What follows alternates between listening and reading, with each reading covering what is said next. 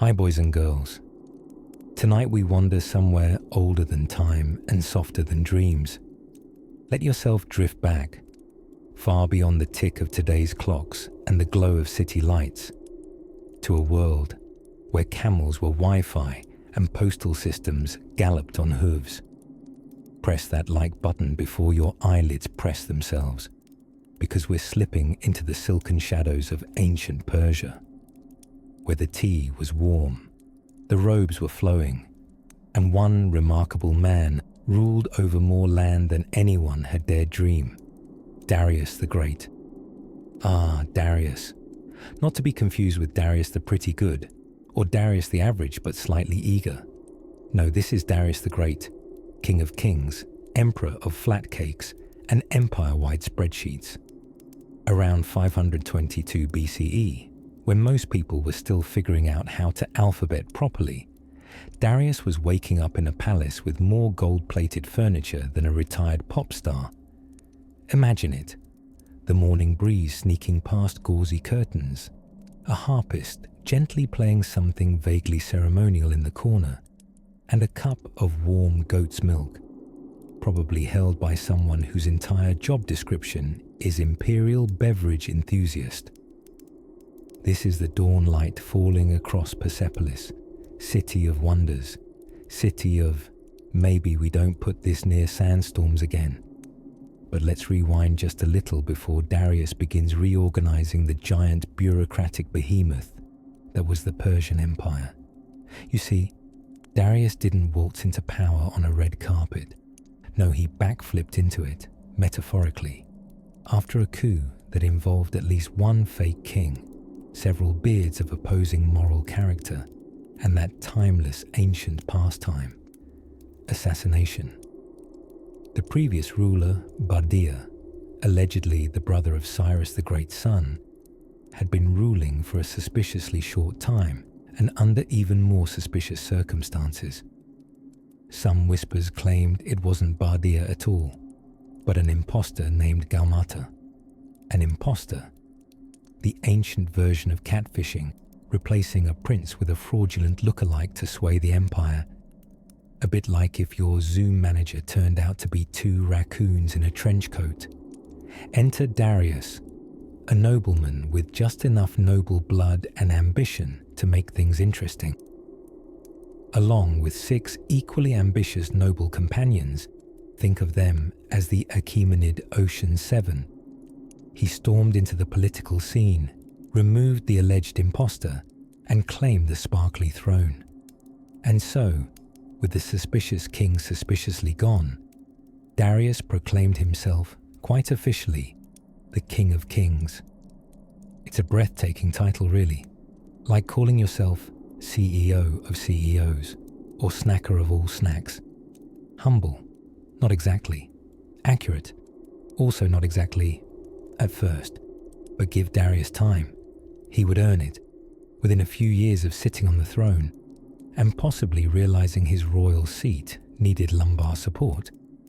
Darius undertook the job of transforming his spaghetti-snarled empire into a finely divided and governed machine.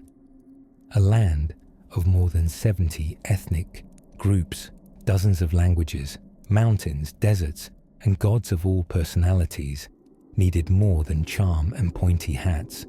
He gave them satrapies. A satrapy was Darius's word for a very large, slightly dusty administrative region, run by a governor called, what else? A satrap. Much like putting stickers on your moving boxes, Darius labeled his empire into 20 neat regions, each with its own taxation plan, army quota, and try not to rebel clause in the fine print. These satraps were powerful, yes, but also watched like a hawk with trust issues. Darius sent out inspectors, his infamous king's eyes, to periodically drop by like ancient surprise audits. Imagine doing your taxes and suddenly a guy in gold sandals shows up, holding a scroll and asking whether you've paid your yak tribute this year. But administration wasn't all scrolls and suspicious looks. Darius also built roads, long, imperial roads. The kind of roads where you could ride from Sardis to Susa, over 1,500 miles, and your mail would beat you there by days. The Royal Road was the FedEx of antiquity, complete with stations supplying fresh horses and tired couriers who probably dreamed of changing careers to goat herding. The Persian Empire now stretched from the Indus Valley in the east to the edge of Greece in the west. Darius wasn't just managing a kingdom, but something truly global. A vast blend of Egyptian builders, Babylonian scribes, Lydian merchants, Elamite astrologers, and yes, one or two exceptionally bitter Assyrian poets still working through things, all ruled by a man who slept beneath engraved ceilings and dreamt of orderly post offices and well-behaved governors. So now, as the torches flicker low in a palace born of stone and ambition, let your mind wander through ancient corridors, beneath stars that blink down on empires made of myth and marble. Tomorrow will bring new roads, new cities carved into the cliffs, and the little matter of a brush with the Greeks. But for now, rest easy in the velvet shadows of Darius's golden halls. Chapter 2: The Gold, the Roads, and the Royal Mail. Let us drift now, softly as a camel's yawn, into the humming heart of the Persian Empire, where gold gleamed under cloaks of royal purple, and messages travelled faster than a merchant late to market. We are somewhere between sand and snow, where the sun kisses everything gold and Darius the Great. Yes, he insisted on the great part, has just realized ruling the largest empire in the world is slightly more complicated than herding a few provinces with a stern eyebrow. It's around 520 BCE, give or take a dusty scroll, and Darius is doing what any overachieving king would do after securing his throne through a mixture of military muscle and serious spreadsheet energy. He's organizing. And oh, did Darius love organization? If Alexander the Great was the rock star of conquest, Darius was the patient librarian of administration. Picture the empire. It stretches from the spicy whispers of India in the east to the startled shores of Greece in the west, across deserts, mountains, fertile crescents, and the occasional confused goat.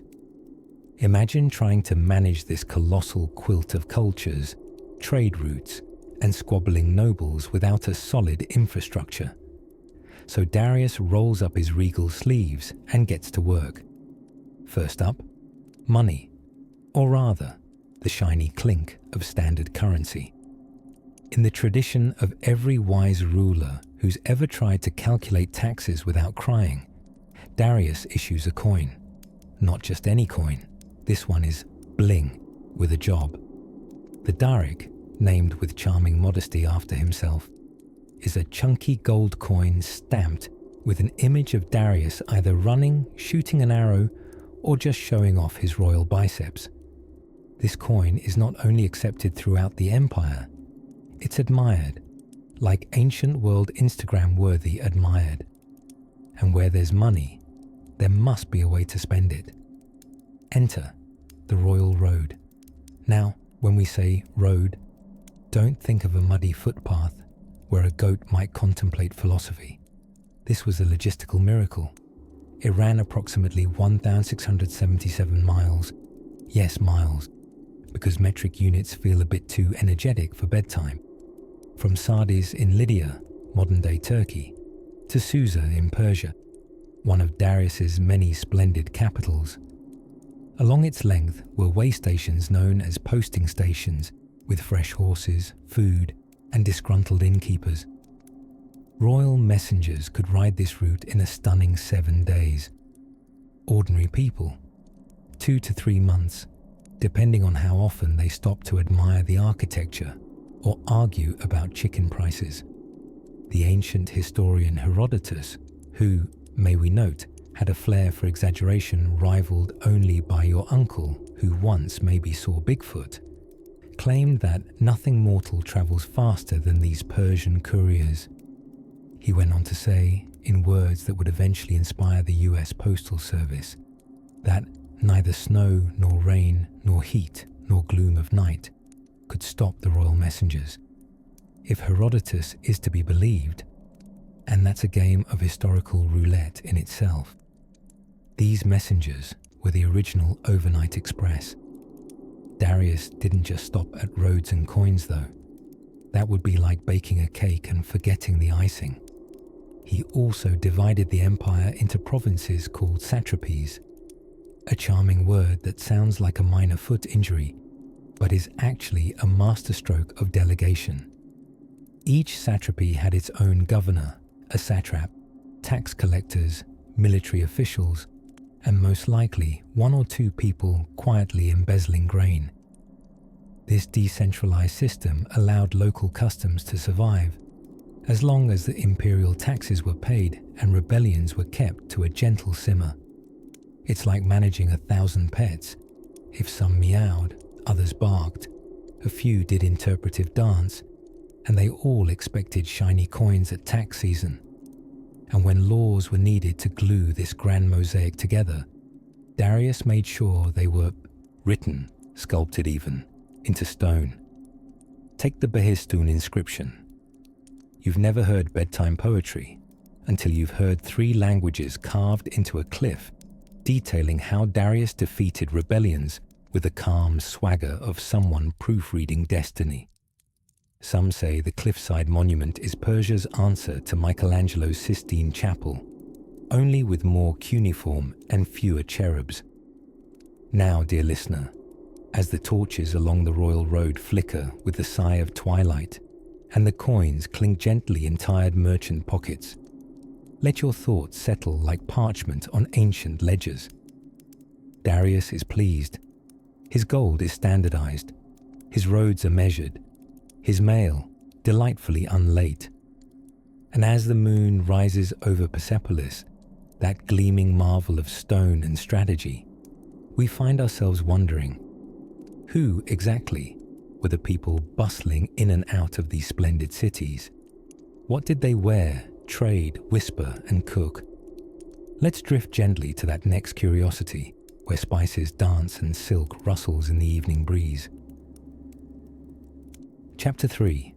Sandals, Scrolls, and Satraps. Bureaucracy in Bedclothes. Now that we've nestled ourselves cozily among the marbled hallways of the Persian Empire, it's time to slip under the velvety blanket of imperial administration.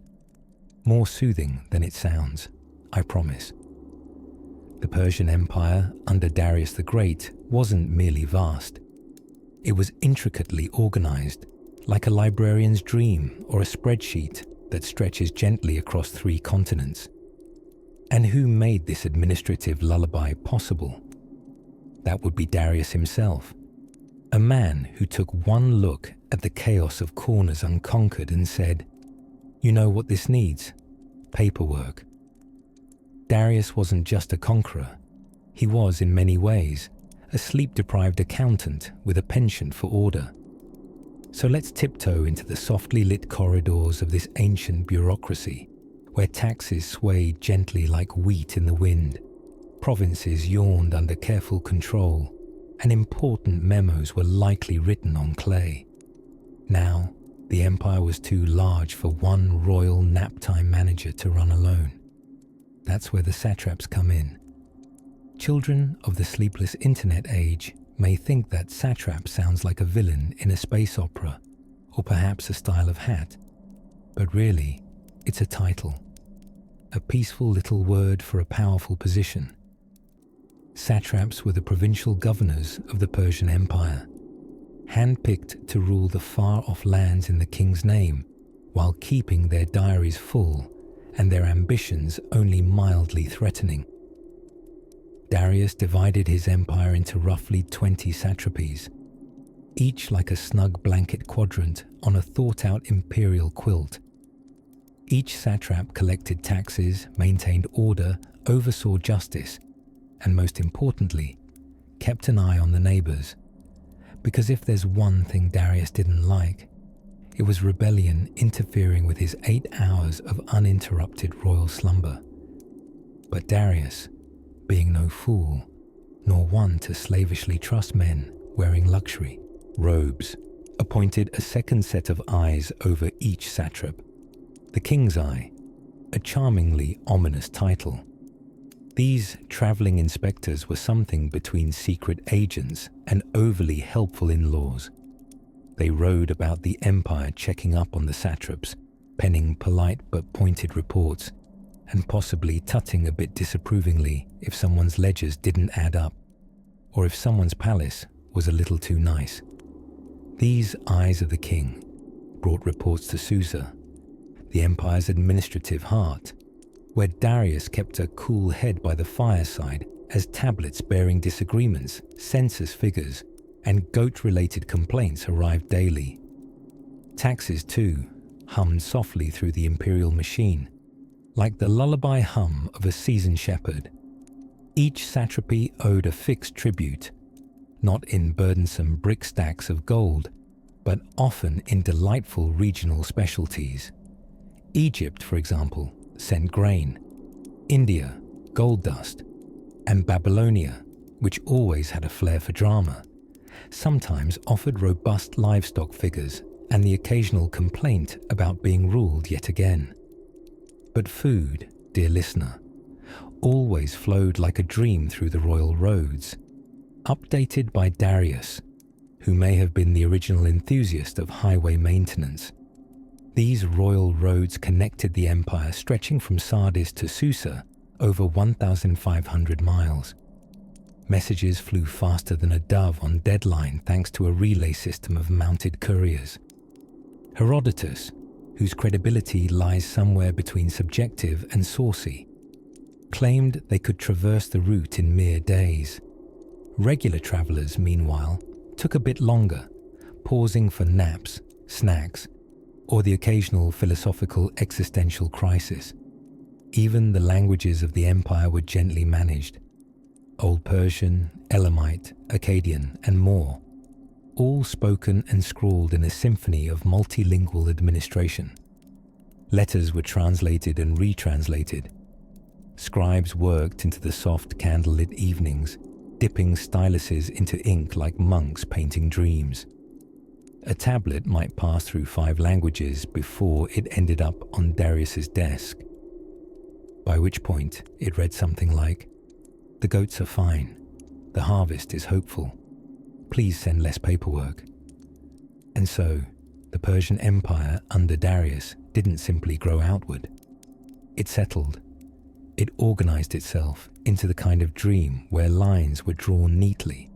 Every home had its label, and everyone, well, most everyone, knew their place.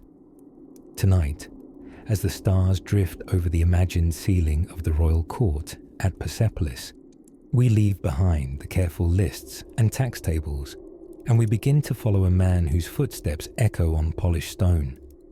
A builder, a dreamer, an artist with palaces in his eyes.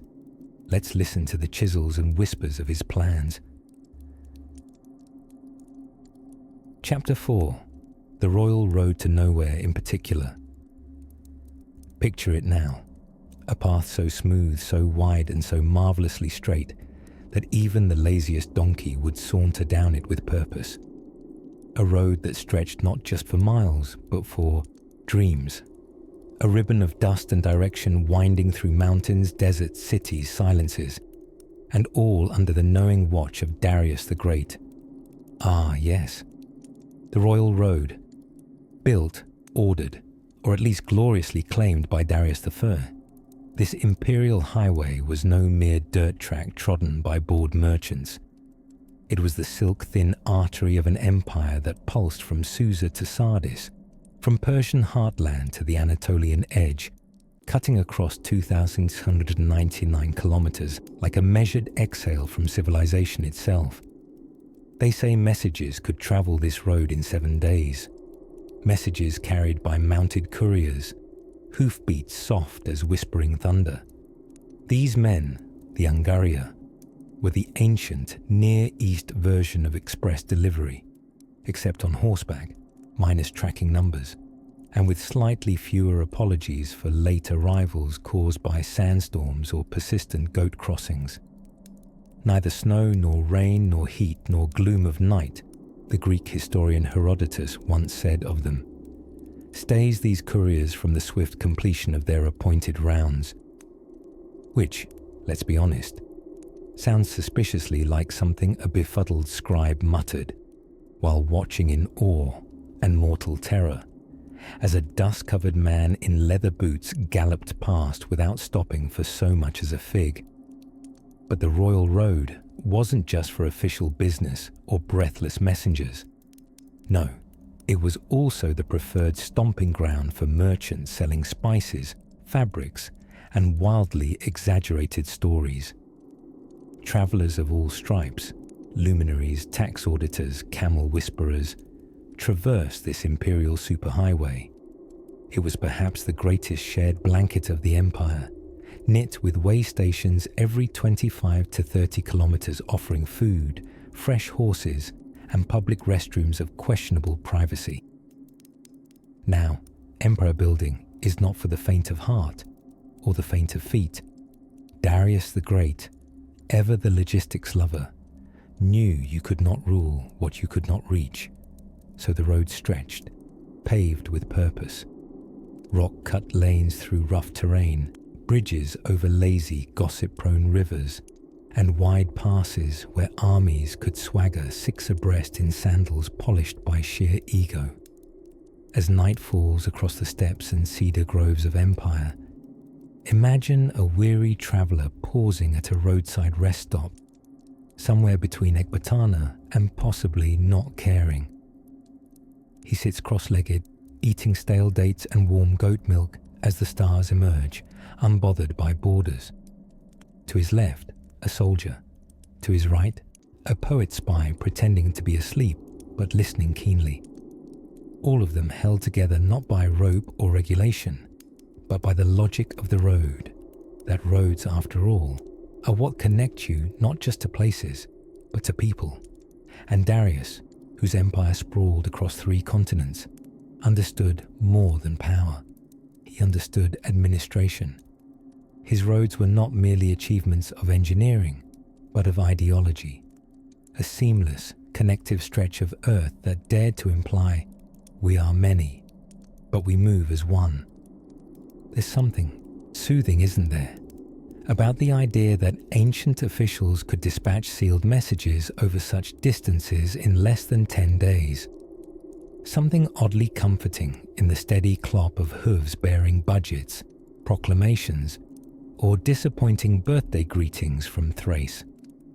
While the rest of the ancient world was hacking its way through thistle and confusion, Persia was paving, both metaphorically and quite literally, its legacy. And oh, did it pay dividends. The stability of the trade routes were as beloved by silk dealers as by tacksmen.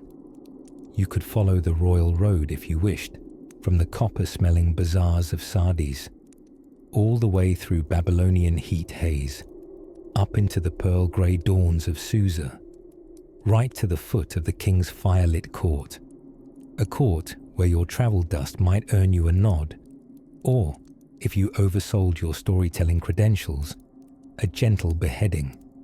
Empires do have their quirks, but for now, close your eyes and feel the soft rhythm of wheels and sandals tracing their way across history. The royal road may no longer echo with the footsteps of courier and caravan, but in the quiet folds of night, it still hums faintly. Earth remembering the weight of movement, the press of hope, and as we drift peacefully beneath the stars, our imaginations trotting beside a tired mule under a Persian moon, we come gently to an inn, a little waypost in a forgotten town where the lantern sways, warm tea steams, and the road outside dreams of morning. Inside, something curious awaits, something involving satraps and sandals, but that can wait till sunrise. Chapter 5. Carpets columns and courtyards. A walk through Persepolis. Let us hush our footsteps now, for we are about to glide across polished stone into the ceremonial heart of Darius's empire, the splendid, sun-drenched city of Persepolis. It rises not like a fortress, nor spreads like a market town, but rather blooms, graceful and symmetrical, on a limestone terrace cradled at the foot of the Ku'e Rahmat, or Mountain of Mercy. A poetic address for stone and empire. You know a ruler had taste when even his mountains sound like something from a lullaby. Now, take a moment to breathe in the air here. Not too deeply though, because ancient air isn't always OSHA approved. But imagine stone staircases wide enough for both dignitaries and drama, columns standing like petrified forest giants, and just as mysterious. Everything arranged not for practical function or military necessity, but for grandeur, symbolism, and pageantry with a side of peacocking. Built by Darius the Great and lovingly overloaded with symbolic architecture by several successors, Persepolis wasn't your average administrative center. It didn't hustle. It glided. It was less, come here to pick up your grain rations, and more, come here to marvel and be ever so slightly intimidated. Its name today means City of the Persians, but in its heyday, it didn't need one. It was the stage. Not for governance, Darius was far too practical to house day-to-day business in a mountaintop marble palace, but for ceremony, especially that most glamorous and highly choreographed of imperial traditions, the New Year's festival, or Nowruz. Ah, Nowruz. Imagine diplomats from every corner of the empire, from Egypt to Bactria to Lydia, journeying with carefully curated tribute, like the world's most elaborate gift baskets, climbing the grand staircase and approaching the king in robes as stiff as their posture. The Apadana, the primary audience hall, was not built for smoothies and banter. It was built to impress you into silence, admiration, and possibly shortness of breath. And while many an ancient site has crumbled or disappeared entirely, Persepolis shrugs off time with an elegant stoicism. Its polished staircases still stand, their relief carvings as crisp as yesterday's gossip. Along them, you'll see carved delegations frozen mid-stride, each carefully outfitted according to their homeland. The sandals, the tunics, the hats, some of them positively theatrical. Hair in curls, hands proffering already immortalized gifts, a Babylonian robe here, an Elamite jug there. If you ever wanted a roll call of the empire's diversity carved in stone, Persepolis is your sleepy museum. And let's talk columns. The columns. 72 of them once held up the Apadana, standing around 20 meters tall. That's so tall that if they each wore top hats, which they didn't, but let's imagine it, the birds would get vertigo trying to perch there. Each one crowned with capitals shaped like twins, bulls, lions or griffins, facing opposite directions, as if keeping ancient watch in all cardinal points except straight up. What's striking is not just the size of Persepolis, though it certainly had room for a decent game of royal lawn bowling, but the deliberate harmony. The builders weren't just stacking bricks until morale improved. They used proportion, symmetry, geometry that would make a mathematician weep softly into a protractor. Egyptian influence in column design, Greek techniques in stone cutting, Mesopotamian motifs in decoration. It was a cultural cocktail without the hangover. And carpets.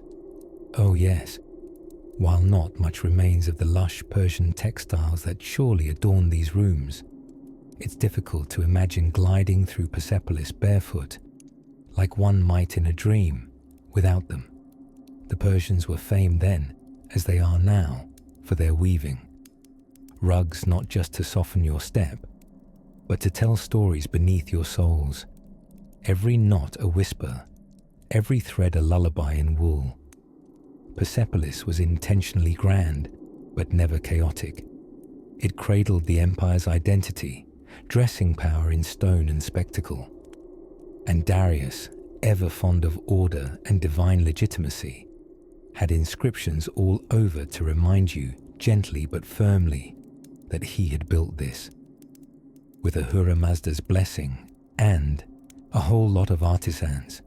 And speaking of artisans, perhaps we'll tuck ourselves into the next chapter with them, those gentle craftspeople and cunning engineers who carved wonder from stone and turned planning into poetry. For now, let your eyelids explore just one more column. Let your mind lazily follow a carved lion mid-pounce, and let Persepolis hold you in stillness as it once held a world. Chapter 6, The Royal Road and the World's First Priority Mail. Welcome, weary traveller, to the smoothest highway in antiquity, a road so well built, so marvellously maintained, and so legendarily long, it would make Roman roads feel slightly insecure about themselves. Yes, tonight we step quietly along the dustless lanes of the Royal Road, that famous artery of the Achaemenid Persian Empire, stitched together under the gaze of King Darius the Great. But worry not, though it stretched nearly 1,700 miles from Sardis to Susa, your feet will feel none of the distance. We're strolling by moonlight on a magic carpet of historical imagination, with no toll booths or sandals required. Now, what makes this royal road more than just an ancient footpath with delusions of grandeur? Well, for starters, Darius didn't mess around when it came to infrastructure. To govern the vast patchwork of peoples, languages, and beards that made up the Persian Empire, he needed more than just a throne and good intentions. He needed communication, a neat trick in a world where express delivery usually meant yelling very loudly across a courtyard. So Darius built a road. Not just any road, but a masterpiece of pragmatic beauty that linked cities like pearls on a silk thread. Our dreamy path stretches from the western city of Sardis, near the Aegean Sea, all the way to Susa, deep in the Persian heartland. Along the way, it passed through mountains, rivers, and forests that whispered in 20 languages, but always guided the same message. And here's the magic. Along this road, every few miles or so, there were relay stations, like ancient Amazon Prime outposts, but with more goats. These stations held fresh horses, riders, supplies, and sometimes, no doubt, the occasional gossipy caravan merchant who knew far too much about everyone. Messages could be sent with such speed that Darius's scribes could know of trouble on the far frontier almost as soon as it arose. According to Herodotus, fondly known to history students as the grandfather of exaggeration, these mounted couriers could cover the full length of the road in just 7 days, thanks to their relentless pace and an ironclad commitment to neither snow nor rain nor heat nor gloom of night. That sounds familiar, doesn't it? Yes, the Persians may have started the postal code before the post had any codes. Imagine it, a letter written in stone or delicate ink, sealed with the king's signet ring, stuffed into a leather pouch, and then handed off to a buzzing blur of galloping couriers, each dashing toward the next station like some ancient relay team with extremely high stakes. All so the king could say, "Tell Babylon to send more tax grain," or "Please stop naming your children after me." I'm flattered, but it's getting confusing. Of course, the road wasn't only for government business. Traders loved it too. The markets of the empire pulsed with the lifeblood of this route. Caravans laden with cinnamon and silk, ivory and ink, ideas and ideologies, and probably one or two very confused camels who weren't entirely sure where Sardis ended and Susa began. And then there were the tax collectors. Ah, yes, with all the economic energy zooming along Persia's well-oiled corridor, the satraps, those regional governors, had plenty of reasons to count coins. It's said that part of Darius's wisdom was tied directly to standardizing such practical matters: currencies, measures, and taxation. The royal road didn't just connect places. It connected the empire's pocketbook with remarkable precision, like a giant, dusty spreadsheet. But at night, oh, how the road must have felt. Silvery under the stars, soft with desert wind, it stretched forward like a lullaby of stone and silence. Perhaps a lone traveler camped beneath the shadow of a way station's light, tracing the constellations, dreaming of Susa or Persepolis, or of letters sent and received, words carried beneath saddle and sun over 1,000 miles, words that said, "I am with you," even when separated by deserts and time. So tonight, as you let your eyelids drift lower, imagine a palace clerk unrolling a scroll to read a message sent from 100 districts away, arriving flavored faintly with road dust and hope. And while the road continues on, with wagons rolling and horses trotting, we'll now pause, just at a crossroad, where another part of the empire quietly waits to be discovered. Chapter 7. The road, so long, even camels got bored. The Royal Highway. Ah, roads, easy to ignore and hard to appreciate, until you're ankle deep in mud and your sandals are asking for a refund. But tonight, dear dreamer, we're not taking just any road. We're heading out along the royal road of the Persian Empire, the ancient superhighway so well built that Herodotus himself couldn't help but sing its praises. Between huffs of dust and sips of questionable roadside wine.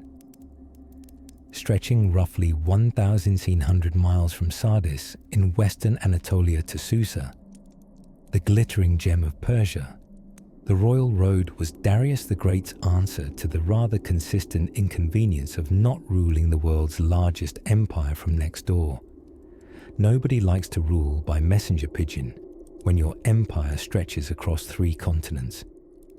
So Darius did what any practical dreamer might consider. He built a road so epic, it made even Alexandrian conquerors blink twice. Now, before your thoughts gallop too wildly, let's slow the pace to match the clip-clop of a patient caravan under the Persian sun. The road itself was not entirely a Darius original. Older paths curled across Mesopotamia like wrinkles on the earth's brow, long before his beard had fully grown in. But Darius, bless his bureaucratically enthusiastic heart, improved them, standardizing them, straightening them, paving over the bumpy bits like a man whose royal backside had grown weary of constant jostling. Traveling along this road was not a whimsical affair. It came with a system. At intervals of about 15 miles, there were deliciously sorry, post stations. These cozy inns were equipped with fresh horses and surprisingly alert riders trained to zip from station to station with messages faster than your mind can wander to tomorrow's breakfast. These couriers could cross the entire length of the empire in just over a week. Not bad for a world before fossil fuels or 2-day shipping. Every day, the road bustled with a mixture of silk-draped dignitaries, gossiping traders, weary soldiers, and oxen with aspirations of retirement. Spices shuffled eastward, while embroidered stories and diplomatic lies traveled westward. Occasionally, you'd spot a Persian satrap, basically a fancy governor with more rings than fingers, trotting along under an umbrella no one was allowed to question. Even the smell of the road was something to behold. A heady blend of saffron, sweat, frankincense, and maybe a touch too much goat. One could argue, very quietly, as not to wake the imperial tax agents, that the road was less about speed and more about control. Darius, ever the micromanager in a medium fatigue robe, used it to maintain order. Messages zipped along informing satraps what to do, when to collect taxes, and occasionally reminding them not to get any big, rebellious ideas. Stamps and seals guarded these communications like sleepy-eyed bouncers at a royal dance. And speaking of stamps, the road itself became almost a symbol of Darius's vision. This idea that despite languages, customs, and rival local breeds, people could be part of something larger, connected by stone and speed and an awfully detailed manual on road maintenance. Let us pause for a moment at one of those post stations now, just as twilight casts a cinnamon glow across the stone path. The horses stamp impatiently, their tails flicking away the evening flies who've come uninvited. As always, a courier stretches his ankles, loosens his belt, and mutters something about deadlines written in cuneiform. You too may rest here a while. There's a small clay cup of goat milk by the fire, just shy of warm, and an old camel outside who always has the best stories if you can tolerate his pacing. And if you're wondering who maintained all this, well, that's where the power of precisely organized bureaucracy came in. Like a sleepy octopus who never misplaces its scrolls, Darius had clerks and runners across the empire to keep everything ticking. Letters moving, without delay, roads patched with diligence, and couriers not getting too distracted by roadside figs. So as the evening deepens and the stars yawn across the Persian sky, take comfort in knowing that once, long ago, a man thought deeply about roads, not because he loved walking, but because he loved connecting people, or at least connecting taxes. From Sardis to Susa, so much of Persia pulsed through this winding vein of travel, where kingdoms talked and empires listened, and camels sighed through it all. Now, sleep where you are, there by the dusty post station, for something grander awaits beyond the southern bend. Chapter 8. Royal Roads and Postal Camels. Darius delivers. Shh. Imagine now a land stretched wide beneath a hushed, starlit sky. From golden Lydia to ancient Susa, a ribbon of road unwinds across the Persian Empire like a dream written in dust. And on that road, trotting softly in moonlight, comes a Persian courier, bent on delivering the king's messages, not even pausing for a snack of figs. Tonight, dear listener, we travel the royal road. Ah yes, let's snuggle into the soothing world of infrastructure. Don't look so surprised. In the hands of Darius the Firstborn, more commonly known as Darius the Great, and possibly the original micromanager, roads weren't just dirt paths. They were silk-smooth arteries of empire, pumping out orders, taxes, and very determined postal workers.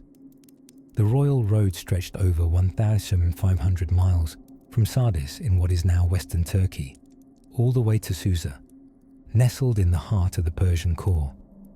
Now picture this: a royal courier, wrapped in wool, armed with scrolls, maybe clutching a date for sustenance, riding a strong, possibly mildly annoyed horse, with fresh mounts waiting every few miles at roadside stations. The mail could move at an astonishing pace.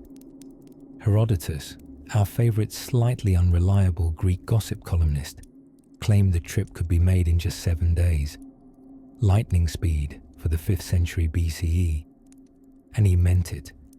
He even penned a line of poetry like postal praise.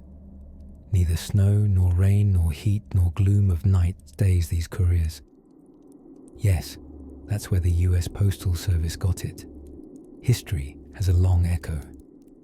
But like all things Darius did, the royal road was more than just convenient. Oh no. It was control disguised as convenience. Darius wasn't content to sit in his palace in Persepolis playing royal Sudoku, while his empire gallivanted unsupervised. With this road, his eyes and ears could travel thousands of leagues, monitoring satraps, governors, rebuking tax fiddlers, and reminding everyone who the big beard in charge was. Imagine being a satrap in Cappadocia who tried to skip sending the proper tribute. Oh dear. Days later, a parchment arrives on swift hooves. Dear Governor, where precisely are my 7,000 medimnoi of barley? Sincerely, Darius. P.S. I own the road you received this on. The road also benefited merchants who, like sleepy ants, trailed along the ancient highway. Gold from Lydia, lapis from Bactria, wines from Armenia, wool, linen, rumours, jokes, and probably the occasional travelling goat. Everything and everyone moved along Darius's cleverly maintained superhighway. And speaking of maintenance, yes, let's. Because roads without maintenance are just expensive dirt. Darius, ever the organised overachiever, ensured the route had well-placed way stations with fresh horses and resting lodges. Like ancient Persian pit stops, minus the vending machines dispensing lukewarm sodas and questionable sandwiches. Even more charming, the Persian couriers themselves, known as Angarayon, which sounds quite noble, doesn't it? They were part of a relay system that makes modern track teams look amateur. Each rider would gallop their segment, hand the message to the next courier like a hot papyrus baton, and then rest in a cozy shelter while someone else thundered into the horizon. It's rather poetic, really. Efficiency meets equine. Of course, it wasn't all speed and sunrises. There were bandits, dust storms, the occasional camel with a bad attitude, and the ever-present challenge of explaining to someone that they had, in fact, missed the satrapal turnoff. But across all of it, the royal road stood firm, stone by stone, a masterpiece of connectivity in an age where walking across your empire usually involved writing a will. And even today, traces of that mighty road remain, like echoes in the earth. Pebbles shaped by courier hooves, old station sites tucked beneath modern fields, and quiet whispers in archaic dialects. Sleepy travellers might still dream of hooves in twilight, of messages zipping like star beams across a continent ruled by an organised emperor who really truly disliked inefficiency. So tonight, close your eyes beneath the stars that once watched Persian couriers glide beneath them. Dream of a road that stitched a world together, where even the silent sand seemed to whisper, "Message received." And as we drift deeper into the ancient hush, let us wander gently towards Susa, because some very curious coins are waiting for us there. Chapter 9. The roads that Darius paved, and the horses that knew the way. By the soft gold of twilight, when shadows stretched like cats across the steppe, and even the wind seemed to yawn, the royal roots of Darius began to whisper their secrets. You see, in the days when Persia's borders reached from the spicy shores of India to the cheerful cliffs of the Aegean, something miraculous held the empire together. And no, it wasn't just bureaucracy and beards, it was roads, miles upon miles of lovingly planned, rather straight and remarkably dusty roads. Darius the Great, like any properly anxious ruler of an overstretched empire, had a thought late one night, quite possibly between sips of pomegranate wine and heavy sighs. If I can't get a message from Sardis to Susa faster than the postman gets lost looking for his sandals, then this whole empire might just collapse into disorganized temple taxes and regional squabbles.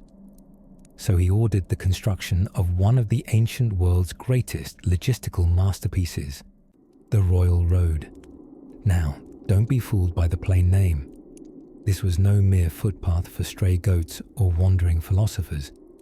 This was a 1,600-mile imperial artery stretching from Sardis in Anatolia all the way east to Susa, Darius's favorite administrative cuddle nest in Elam. It wasn't just a road.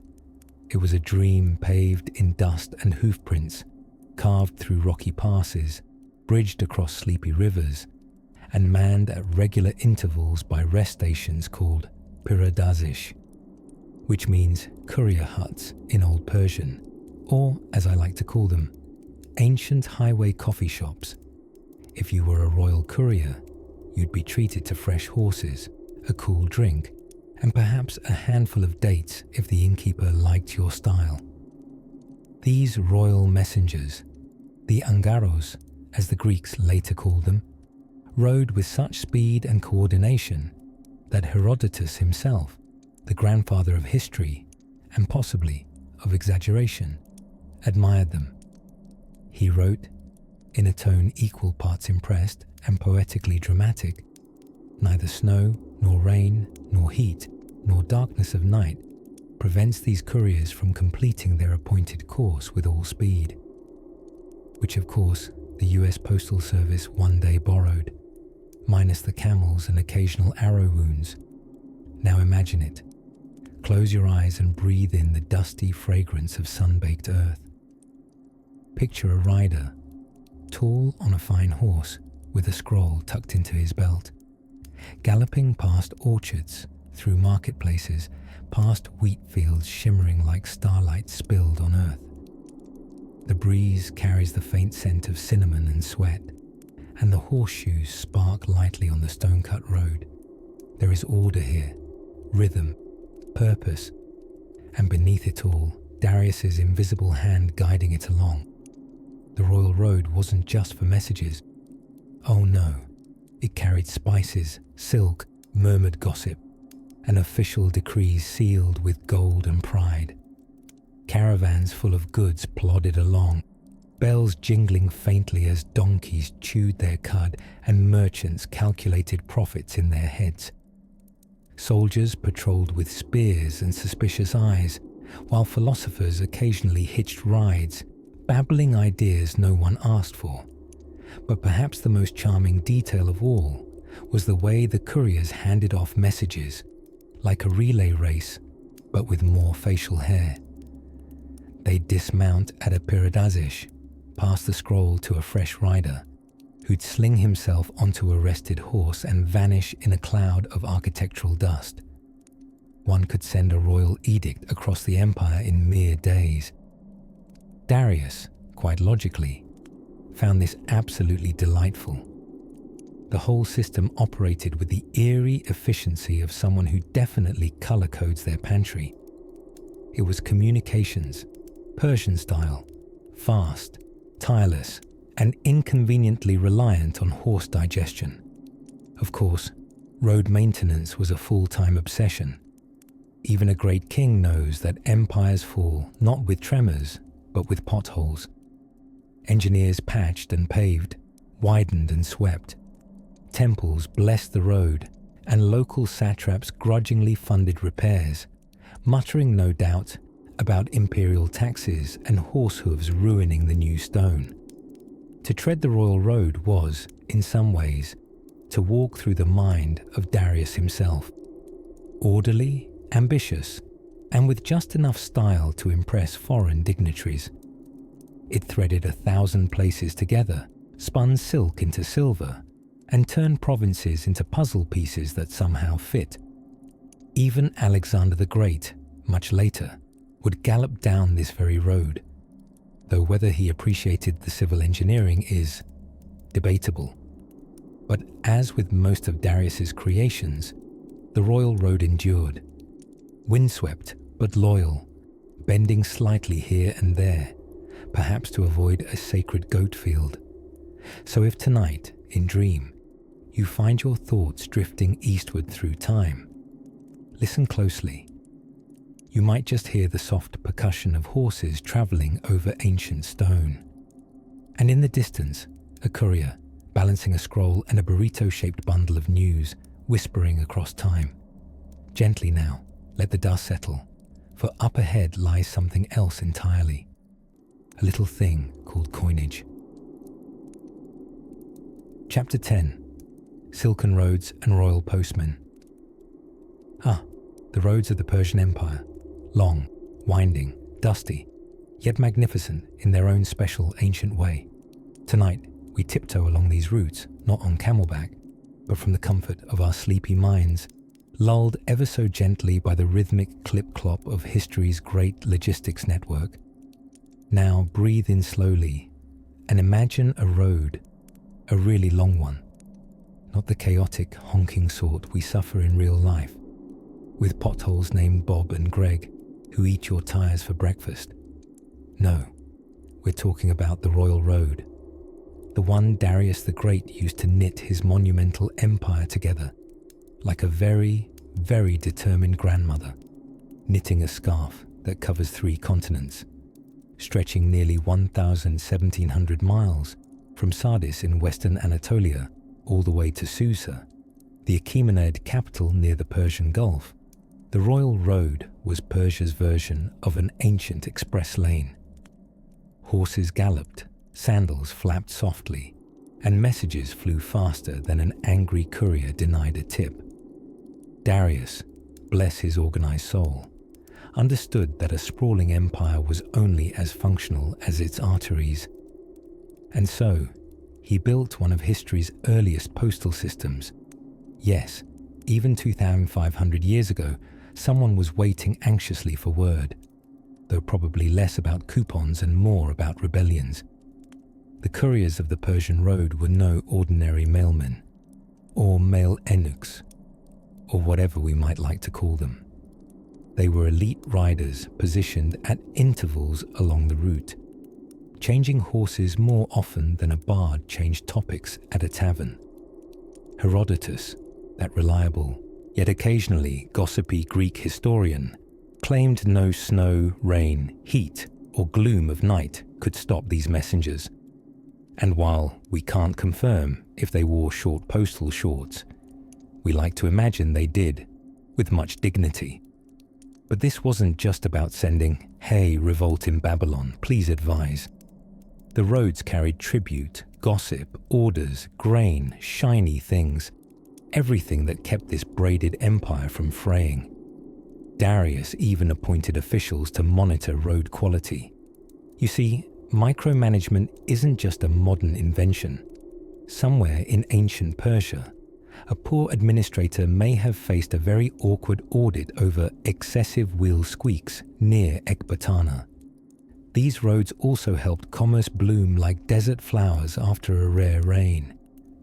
Traders, those eternally hopeful wanderers with camels that always spit at the wrong time, plodded along routes that connected east and west. Spices danced across the empire, silk tiptoed from China. Gold jingled softly in pockets, and somewhere, someone definitely haggled far too long over a carpet. Imagine a merchant stopping at a Persian roadside station, known as a caravanserai. These were surprisingly luxurious roadside inns, where weary travelers could rest their camels, warm their feet, and hear 10 different accents in a single evening. Think of it as Airbnb crossed with a bazaar, with better flatbread. But like all great achievements, these roads weren't just built for convenience. They were also tools of control. When rebels stirred or chatter got suspiciously spicy, Darius's officials would know within days. The roads whispered secrets from the fringes of the empire straight to the heart of the king's ear. And in case you're wondering, Persian engineers were not known to cut corners, unless they literally needed to cut a corner, in which case they likely consulted 15 astronomers, measured with a cord, and then wrote an edict about how corners represent divine wisdom. Even in sleep, we can admire the elegance of it all. a world stitched together by a king who not only carved buildings into cliffs, but also planted inns in deserts and paved highways with policy. So as your eyelids grow heavy and your dreams begin to trot gently along softly cobbled roads, know this. Under the moonlit map of the Persian Empire, messengers galloped, trade blossomed, and ideas flowed like night wind over sand dunes. We leave the cobblestone hush of the royal road now, the horse hooves fading into your mind's gentle distance. Next, we shall stroll somewhere sweeter, perhaps into the courtly world of Darius's admirable little pastime, standardizing coinage, weights, and measures. Yes, the poet king of spreadsheets awaits. Chapter 11. The Persian Royal Road, a highway to naps and nations. Let's take a stroll, dear listener. Only this stroll is about 1,700 miles long, and will need a couple of sandals custom stitched for eternity. Welcome to the Persian Royal Road, the silent artery of Darius the Great's empire, stretching from Sardis in modern-day Turkey all the way to Susa in southwestern Iran. A bit more than a scenic footpath between neighbors, and far more relaxing than a chariot-congested city street.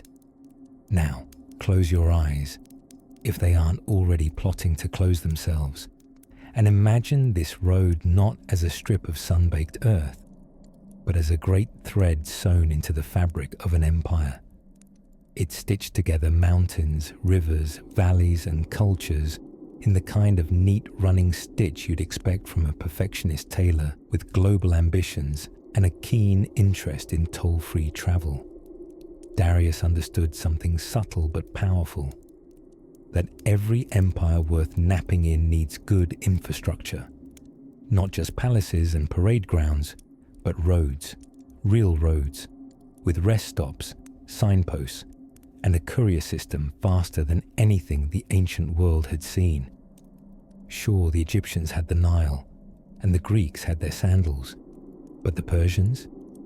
They had a cross-continental postal network that would make even modern delivery drivers jealous. The royal road was more than a pile of rocks leveled with imperial willpower. It was precisely measured, regularly maintained, and peppered with stations called piradazish.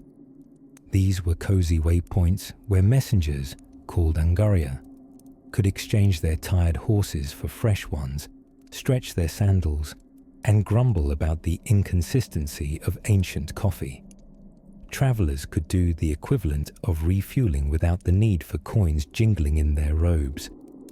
Darius seemed to value efficiency, even if he never had to wait for a late parcel himself. Now, imagine a message sliding into a leather satchel at the western edge of the empire in Sardis, whispering a secret of state, maybe something innocuous like more flax, fewer revolts, or perhaps tell Susa we're out of wine. That message would take roughly 7 to 9 days to reach the capital, crossing hundreds of miles faster than any football news before it. Herodotus claimed that neither snow, nor rain, nor heat, nor gloom of night stayed these couriers from completing their appointed rounds, a quote later borrowed by the US Postal Service, likely without paying Persian royalties.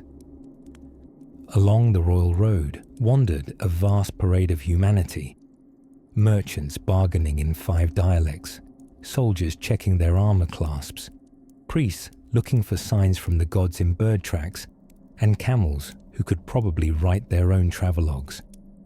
It was a peaceful chaos, a moving festival of exchange, where silk from the east might pass stone from the quarries of Anatolia, and spices brushed shoulders with brass-bound scrolls of lore. And of course, dear dreamer, there were the inns, if we may flatter them with such a cushy word. More often, it was a dusty lean-to, or a pile of bricks that promised shelter from the desert wind and a chance to rest one's sandals. But to a weary traveller, that was a 5-star experience. Imagine sipping a thin-date wine under the stars, the comforting grumble of a donkey nearby, and a fellow traveller reciting tales of distant lands by firelight. That was diplomacy, Persian style. A bedtime story with geopolitical consequences. More than trade and messages, the road carried ideas. Cultures mingled here. Babylonian merchants bartered with Ionian artists. Egyptian scribes learned the names of Elamite gods. And in this swirl of people, the Persian Empire became something supple, something more than the sum of its conquests. A multilingual, custom-robed, gold-stamped civilization held together by a trail in the dust, trodden not just by sandals, but by thought itself. Darius, perhaps lounging in one of his many palaces with a robe that matched the columns, may have smiled at how this grand road connected him not just to his governors, but to every whisper in his empire. Not bad for a king who started his career putting down rebellions like an eternal game of imperial whack-a-mole. And so, as the sun dips behind the Zagros Mountains, casting a rose blush over the long ribbon of road stretching into dreamland, we pause here, not to end, but to rest beside the hearth of one of those ancient way stations. Because just ahead, there's a quieter part of the empire waiting, one where gardens bloom in geometry and kings ponder eternity beneath trees trimmed more symmetrically than a well-combed beard. Chapter 12. Postcards from Persepolis, the city that dreamed in stone.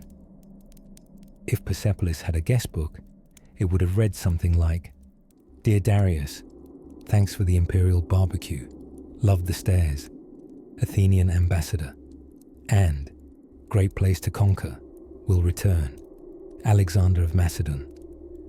But alas, there was no guestbook, just a city etched into the bones of a mountain. A royal capital not of tents and timbers, but of chisels and ambition. Welcome to Persepolis, city of ceremonial silence.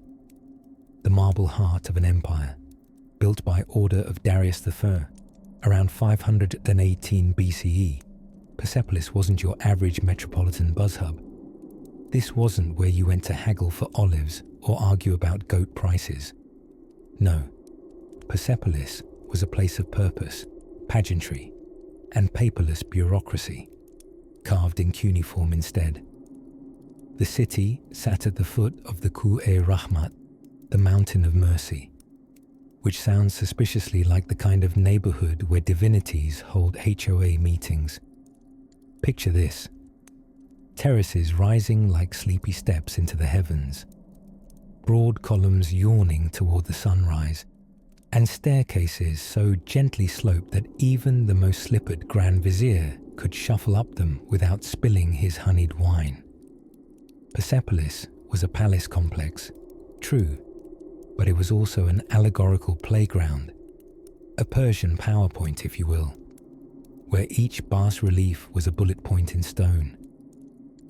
Foreign dignitaries marched up the walls in silent processions, their carved faces placid, their gifts politely but permanently rendered. Camels, textiles, golden vessels, even the occasional exotic cat. Whether the feline was delighted to be offered to the Shahanshah, we may never know. There was nothing random in Persepolis. Even the fluting on the columns seemed to hum in harmony. Skilled artisans from across the Achaemenid realm were summoned, Egyptians, Babylonians, Lydians. An ancient arts and crafts exchange program with better benefits and far more monumental results. A goat might graze on the scent of history here. A sycamore leaf might flutter down onto a bit of granite, where once Xerxes pondered the truly imperial question: how do I fit 23 provinces and their delegations on one sculpture? That's the secret of Persepolis. It wasn't designed to be inhabited.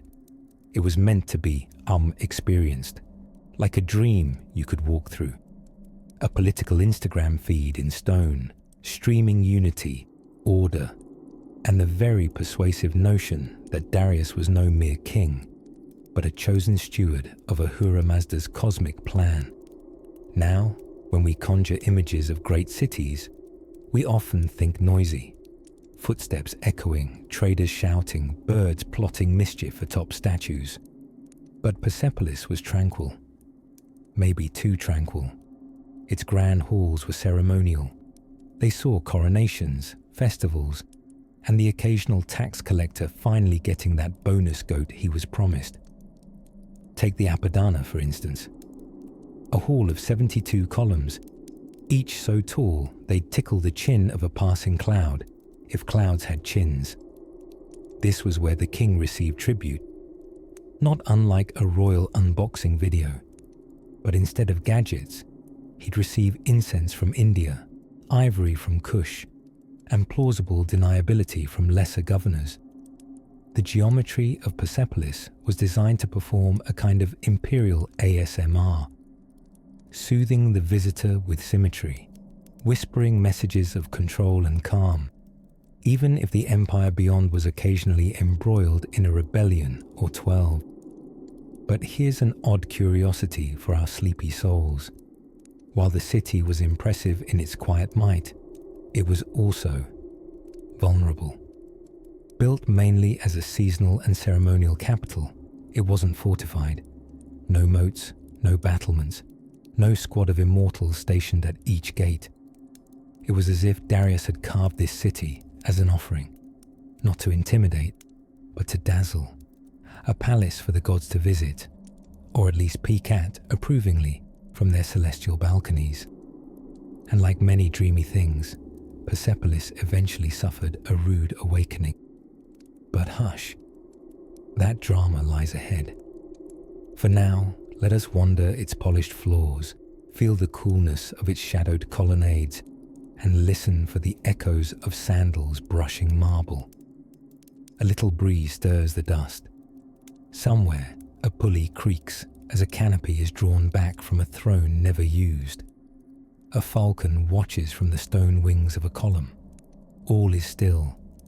And just over that staircase, up past the indolent lions snuggling into their reliefs, we'll find ourselves approaching the whisper-soft world of the royal treasury and the shimmering wonders that once jingled quietly within. Do come, quietly now. The coins are sleeping. Chapter 13. Whispers in Gold. Coins, Camels, and Caravan Dreams.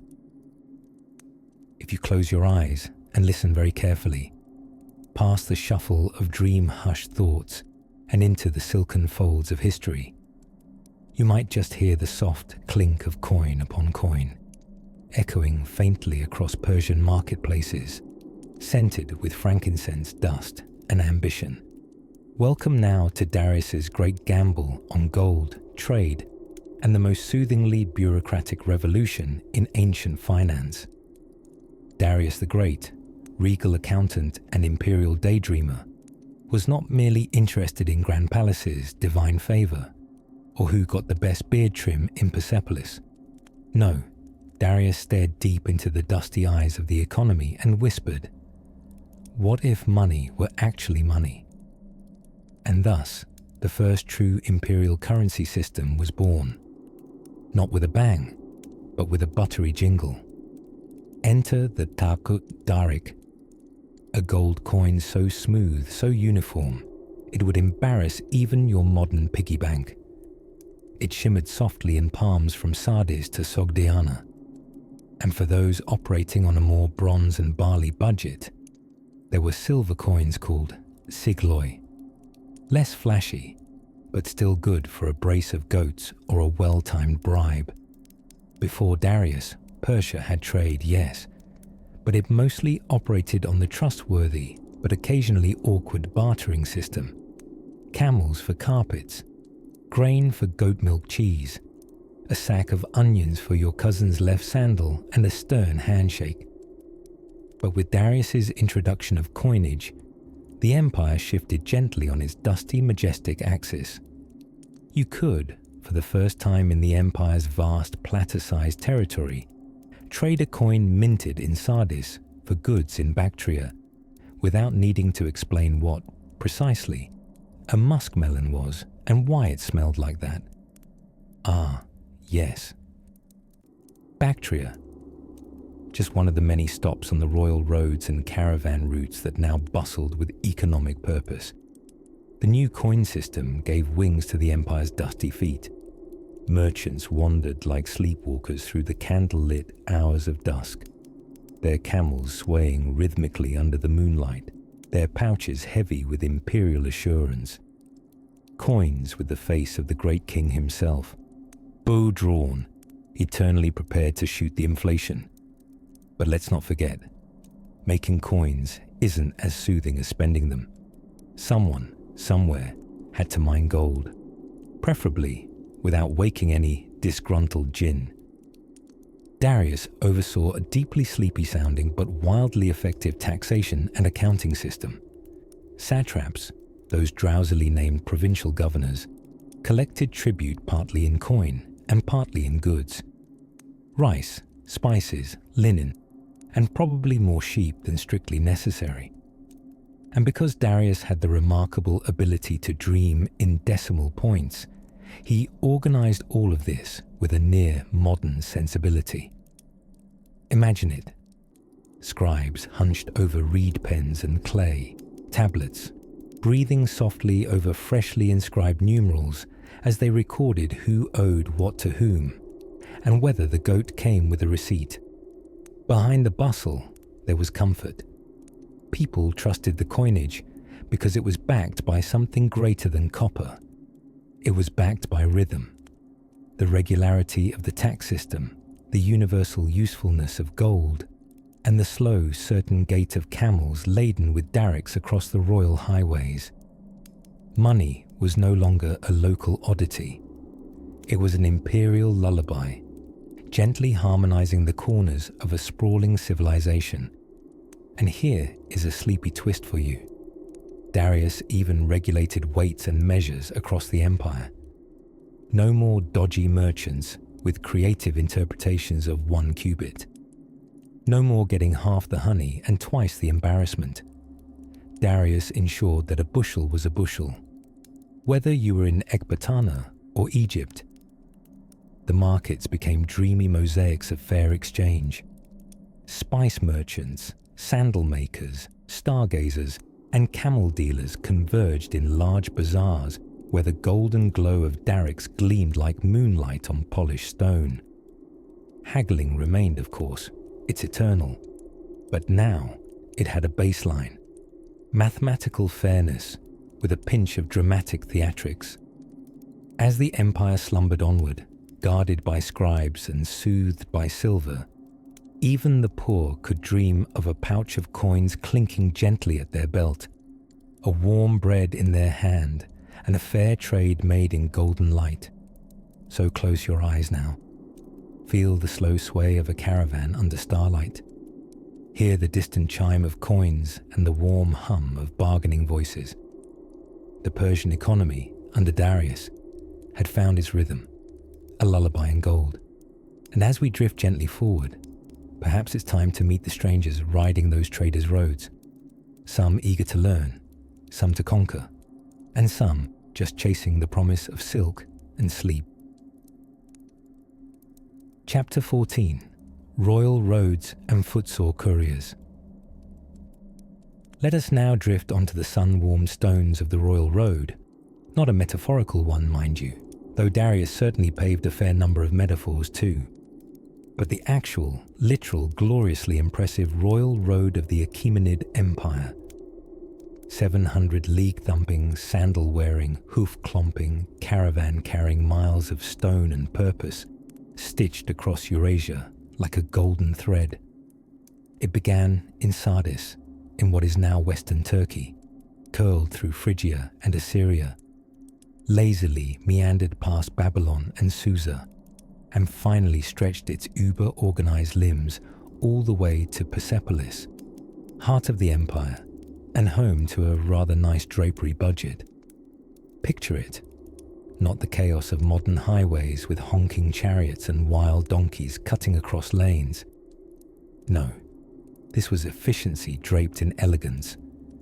Darius the Great, part-time pharaoh, full-time administrator, did not just conquer lands, he tamed them with logistics. The royal road wasn't just a means to move armies, it was the imperial nervous system. Monarchs often say they're nervous, but Darius could point to miles of cobblestones and say, "These are my nerves, thank you." Messengers, known as angaros, would gallop stomp along the royal road in relays so well-timed, they made Olympic sprinters look like sleepy pensioners out for a leisurely mooch. According to Herodotus, who, bless him, was as accurate as he was enthusiastic, it took just over a week to deliver a message from one end of the empire to the other using these riders. Regular folk trundling the same span, however, would need more than 90 days, a sturdy mule, and a robust collection of lullabies. Every few miles along the way, rest stations were erected. Think of them as ancient Persian petrol stations, except instead of unleaded fuel and questionable sandwiches, they provided fresh horses, food, and weary gossip. Picture 1. A little oasis with low cushions, figs warm from the sun, and a track-worn courier rubbing his feet and complaining politely about the Sasanians, who hadn't even been invented yet. Still, one must marvel. The royal road connected cultures, languages, and markets, like a silk thread lacing together golden embroidery. Greek amphorae were discovered as far east as Susa, carrying wine or maybe just empty excuses. Babylonian astronomers sent celestial observations west, and Egyptian papyri meandered east to deliver tales of ibis and irrigation. Bureaucracy, yes, bureaucracy, was the glorious humming machinery behind it all, lubricated by clay tablets, wax seals, and the occasional bribe wrapped in a pistachio. And then the coins. Oh, softly clinking golden darics. Darius introduced standardized coinage across the empire, not merely to impress numismatists of the future, although he certainly did, but to make trade as silky smooth as the cloths carried by Bactrian camels. Imagine a roadside bazaar. Buckets of pomegranates, grilled lamb nestled lovingly into fresh flatbread, and a bearded man shouting about cinnamon from India while accepting darics with a smile. All made possible by that long, long road. But there was something else, something gently idling below the stone. The road carried stories. Each step, each hoofbeat echoed with rumors of satraps squabbling, of magi muttering prophecies, of Greek city-states being particularly Greek again. Courier after courier passed like silent librarians of empire, ferrying not just royal decrees, but the whisper of shared civilization. One might even say the royal road taught the Persians how to listen to themselves. And Darius, well, one imagines him poring over maps by lamplight, pushing tiny ivory figurines across glow-lit routes, nodding quietly as he plotted where next a road must pierce the wilderness. To him, roads were not merely paths, they were the veins of his empire. And so long as those veins pulsed with motion and word, the empire lived. The desert breeze sighs again. Half-asleep camels shift under starry skies. Couriers nestle into woolen blankets, and distant watchfires blink like sleepy eyes. In the distance, another hoofbeat against an old stone road. The empire breathes. Soon we shall wander where that road leads, into satrapies and silk, into gardens and governance. But for now, let the wind hum softly through the poplar trees and the dust settle around your dreams. Chapter 15. Carpets, Couriers, and Other Soft Wonders. In the warm heart of the Persian Empire, where sandalwood smoke drifted lazily through palace courtyards and the sun painted mosaics on sandstone walls, something quietly majestic was unfurling beneath the feet of kings and couriers alike. Yes, we're talking about Persian carpets, threads of silk, secrets, and sheep. And just like that, our chapter begins not with the clash of armies or thunder of hooves, but with textiles, very sophisticated ones. You see, under Darius the Great, the Persian Empire wasn't only a political colossus, it was also extremely committed to comfort. Even in conquest, Darius had a softness for structure. His royal court in Persepolis dazzled with imported cedar, carved columns, and above all, rugs so exquisitely woven they appeared to float above the marble floors. Walking across one was considered mildly indecent, like stepping on a painting or whispering during a flute recital. These carpets weren't merely decorative mats. They were symbols of elite taste, imperial power, and a general disdain for chilly floors. They told stories with their patterns. Mythic beasts, winged lions, stylized plants that looked rather like ferns trying out for opera. One might say Darius ruled not only by sword and scroll, but also by weft and warp, and carpets were just the beginning. If you listen closely inside a satrap's residence, a gubernatorial palace, scented faintly of rosewater and ambition, you might hear the distant thump of well-sandaled feet. That, dear sleeper, would be the sound of the Persian courier system, the very veins of the empire. Imagine this, a network of roads fanning out from the imperial core like silk ribbons pressed into desert trails. These weren't roads in the casual bumpy rut sense. No, Darius was determined to make travel so efficient that messages could cross the empire faster than some people could locate their shoes. He created the Angarium, a royal courier system that mounted riders at intervals across the empire. Each station had fresh horses and rested riders ready to dash off the instant a courier arrived, scroll in hand, tassels flapping like honorable jellyfish. Herodotus, ever the bedtime gossip columnist of antiquity, claimed that neither snow, nor rain, nor heat, nor gloom of night stopped these riders, which, fun fact, inspired the modern United States Postal Service motto. Though perhaps modern couriers draw the line at saber-toothed tigers, these messengers could carry imperial secrets, tax documents, or even a rather urgent dinner party invitation. Thanks to them, Darius could rule a kingdom that stretched from the Aegean to the Indus, all without having to shout. And while messages flew by hoof and scroll, trade rolled quietly along these same roads, plump with saffron, lapis lazuli, pomegranates, and the occasional nervous goat. These goods would often find themselves wrapped in, what else, fine Persian cloth, or stacked neatly upon a Persian carpet rolled just so. Now, between the clop of hooves and the softness of wool, lay the brilliance of infrastructure, the true lullaby of empire. Bridges spanned rivers like polite handshakes between landscapes.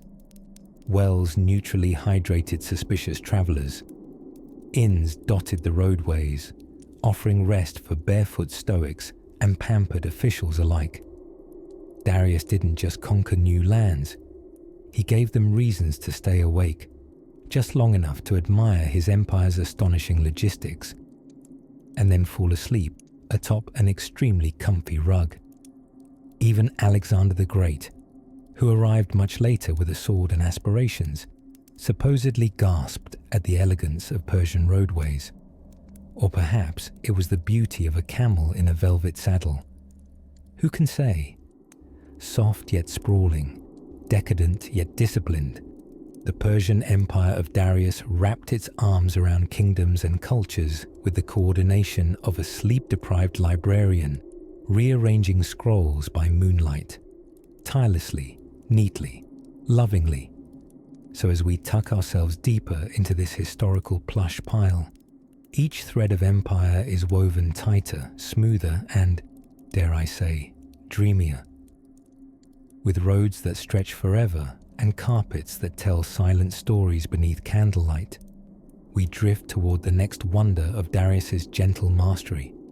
And somewhere under a starlit portico, where the wind smells of pine resin and roasted barley, someone's laying out a rug beneath the sky. So roll gently now, because next we pass through the satrap's door. Chapter 16. Spies, Scrolls, and Silent Sandals.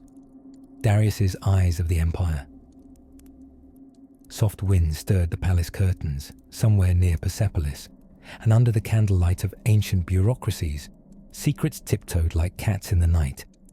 Yes, dear listener, tonight we close our eyes and peek through the clever slits Darius carved into his empire. The eyes and ears of the king. Don't be alarmed. They weren't actual body parts. No eyeballs in vases or earlobes on leashes.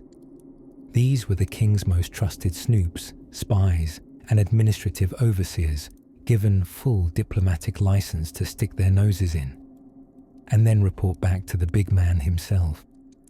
You see, when you rule the largest empire the world had ever seen, from the brisk mountain winds of Anatolia to the bejeweled banks of the Indus River, you can't exactly hop into your chariot every time someone overcharges for barley or whispers about rebellion over date wine.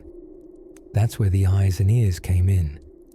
These imperial inspectors didn't wear trench coats or carry magnifying glasses, though the image is charming. They traveled quietly, often disguised as merchants, priests, or local officials. Think James Bond, but with more goats and slightly more Aramaic paperwork. Their task? To observe everything.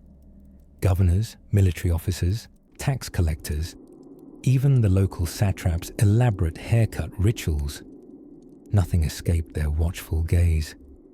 If someone misbehaved, say, skimming off the imperial salt budget or getting too ambitious with family titles, the eyes would scribble a report, seal it tight, and send it back through the royal road to Susa or Persepolis. Ah yes, the royal road. A bureaucrat's dream and a malcontent's dread. Stretching over 1,600 miles, it was lined with rest stations, fresh horses, and more gossip than a palace laundry room on payday. These inspectors zipped across the realm with uncanny speed. One could sprint from Lydia to Susa in about a week, faster than most people decide what to have for breakfast. But do not mistake them for mere snitches. No, the eyes were respected, sometimes feared, and always cloaked in an air of dusty mystery. Their existence kept satraps honest, or at least less openly fraudulent. Knowing that you were being watched had a way of encouraging good behavior, or at least the performance of it, which in governance is often all you need. There's a certain soothing stability in knowing that someone's paying attention, even quietly, even from the shadows. Darius, ever the engineer in robes, understood that. Surveillance, in his mind, was a kindness. He wasn't trying to make everyone paranoid, just predictably accountable. Now, one delightful detail. Some scribes of the time, likely laughing into their inkpots, wrote that the eyes and ears could even detect signs of disloyalty. Not words, sighs. Imagine the tension at satrap meetings. Did Tigranes just sigh after I praised the king's new beard coin? No, I was just digesting my lentils. Please don't report me.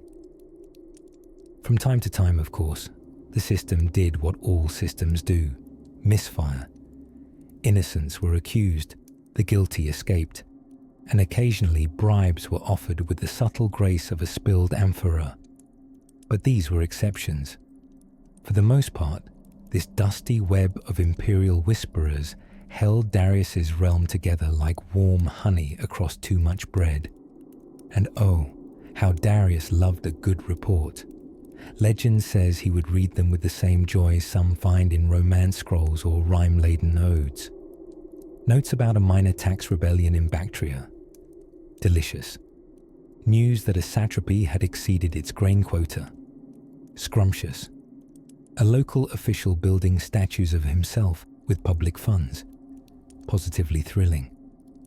This quiet orchestra of observation allowed him to preempt problems.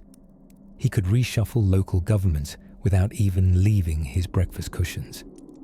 Some say his bedroom had a map of the empire pinned to the wall, with little gold pegs where each pair of eyes was stationed, like celestial stars in an administrative zodiac.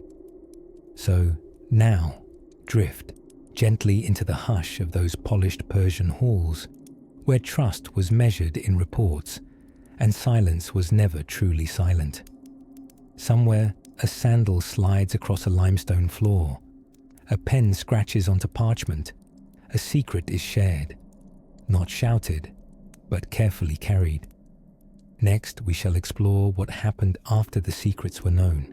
How Darius, the imperial tinker, used his information not just to punish, but to plan.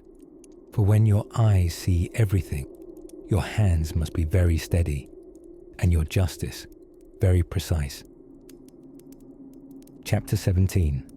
Scrolls, spies, and soft-chewed scribes, the bureaucratic ballet of Persia. If you're picturing the Persian Empire as a place of gold-plated palaces, war caravans with jewel-covered elephants, and heroic kings casting long shadows over the desert, well, yes, that certainly existed. But tonight, we slip past the marble columns and silk-draped thrones and drift gently into a quieter corner of history. This is the gentle rustle of papyrus and parchment, the murmur of scribes at work, the bureaucratic heartbeat of Darius the Great's empire, steady, methodical, almost lullaby-like in its efficiency. Yes, dear listener, we're navigating the sublime art of governance. Darius, that elegant multitasker of a monarch, didn't just build roads and carve laws into stone. No, he built an empire that ran on paperwork, quite possibly the ancient world's first serious attempt at inbox management. The Achaemenid bureaucracy may not sound thrilling at first sniff, but come closer. The walls are covered in cuneiform, the ink smells faintly of soot, and the scribes have very interesting sandals. You see, to govern over 70 ethnic groups stretching from the Balkans to the Indus Valley, Darius needed more than charisma and a nice beard.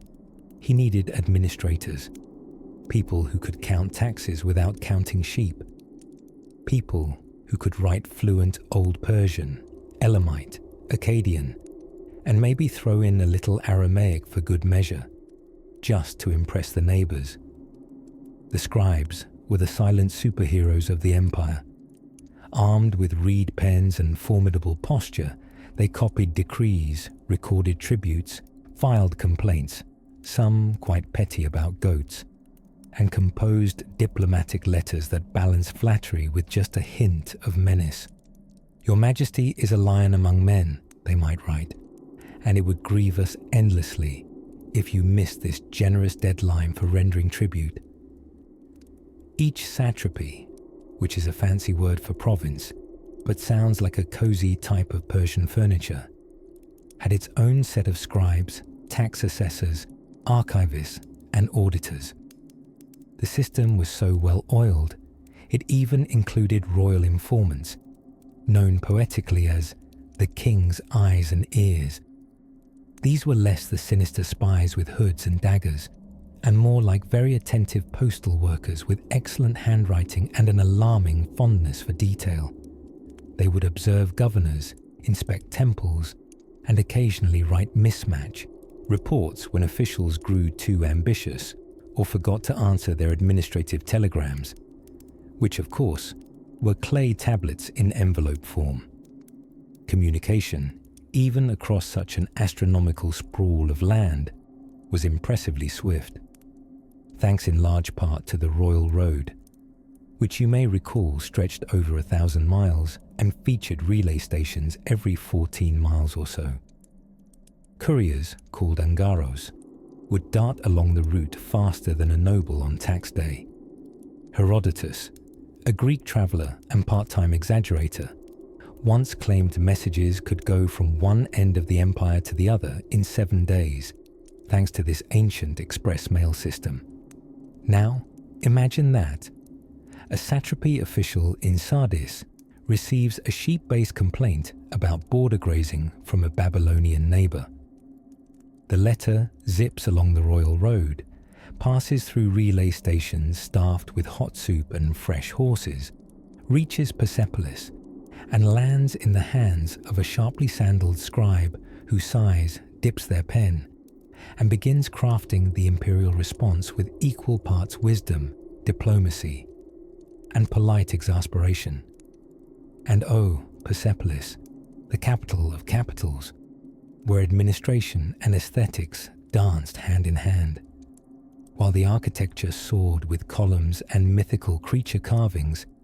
The real magic took place in the record rooms. Rows and rows of clay tablets, inscribed in 3 languages, detailing everything from labor rations to wine allowances. Some of them are still being translated today. So if your dream tonight involves allocating goat feed in Elamite, well, don't be surprised. What's especially tranquil about this sea of administration is its orderly hum. Darius didn't seek chaos, he sought harmony. Uniform weights and measures, standardized coinage, fair taxation.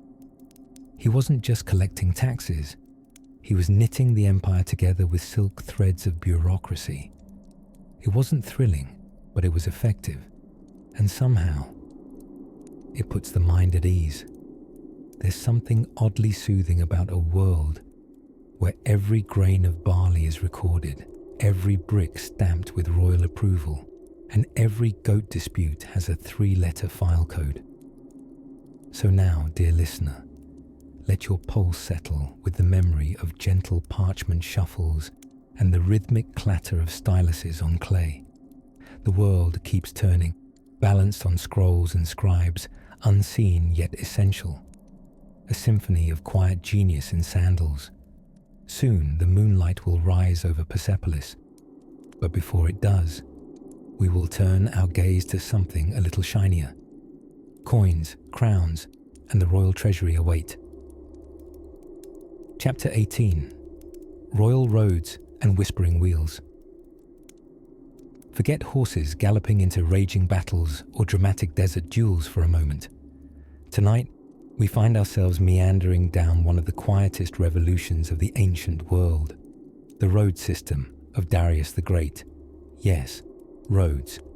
But wait, don't drift off. Just yet. These were no ordinary dusty tracks. These were the veins of an empire, so vast, even the stars squinted to see from one end to the other. Darius, ever the administrative artist, didn't just rule with a gold-tipped scepter. No, he ruled with efficiency, a word so soothing it might as well be chamomile for the bureaucratic soul.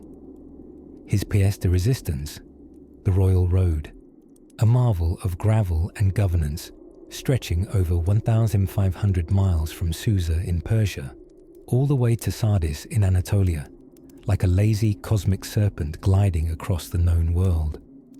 Now, to appreciate this sleepy strip of history properly, imagine a camel wearing spectacles and checking schedules. That, in essence, was the vibe of the Achaemenid courier service. Along the royal road, Darius scattered way stations like bedtime breadcrumbs, each stocked with fresh horses, provisions, and probably a friendly official who had definitely read all the rules. Messages could travel the royal road faster than a satrap could say, "Hey, my province is rebelling again." Herodotus, our favorite ancient gossip columnist, claimed a message could go from one end to the other in just 7 days. That's roughly 200 miles per day. Today, Amazon struggles with 2-day shipping, and they don't have to worry about bandits or lions the size of garden sheds. At each stop, couriers switched horses, and sometimes even wardrobes, because the Persian postal uniform was, reportedly, quite fetching. This entire system was known as the Angarium, not to be confused with Angora, which is a type of fluffy rabbit, although both are comforting in their own squeaky way. But Darius was not content with mere logistics. No, dear listener, he romanticized roads the way poets long for spring. To him, these were lifelines of the empire, channels for trade, governance, gossip, and those highly confidential "please send more wine" memos. Along the route strutted diplomats, soldiers, merchants, and the occasional philosopher, bedraggled from travel and full of unsolicited wisdom. Now let's imagine ourselves at a way station. The night is balmy, and the air smells faintly of olives and old parchment. A courier thunders in, his face covered in the stoic dust of duty. He dismounts with practiced flair, hands off a leather satchel, and drinks from a goatskin flask with theatrical exhaustion. He says nothing, just nods. You nod too. Everyone nods. Nodding is practically a postal code out here. In the soft, flickering torchlight, the road seems to hum beneath your feet, not from the hoofbeats or wagon wheels, but from centuries of deliberate movement, purposeful paths, and late-night olive negotiations between satraps. The roads weren't just practical, they were political theatre. And in this empire, everyone had front-row seats.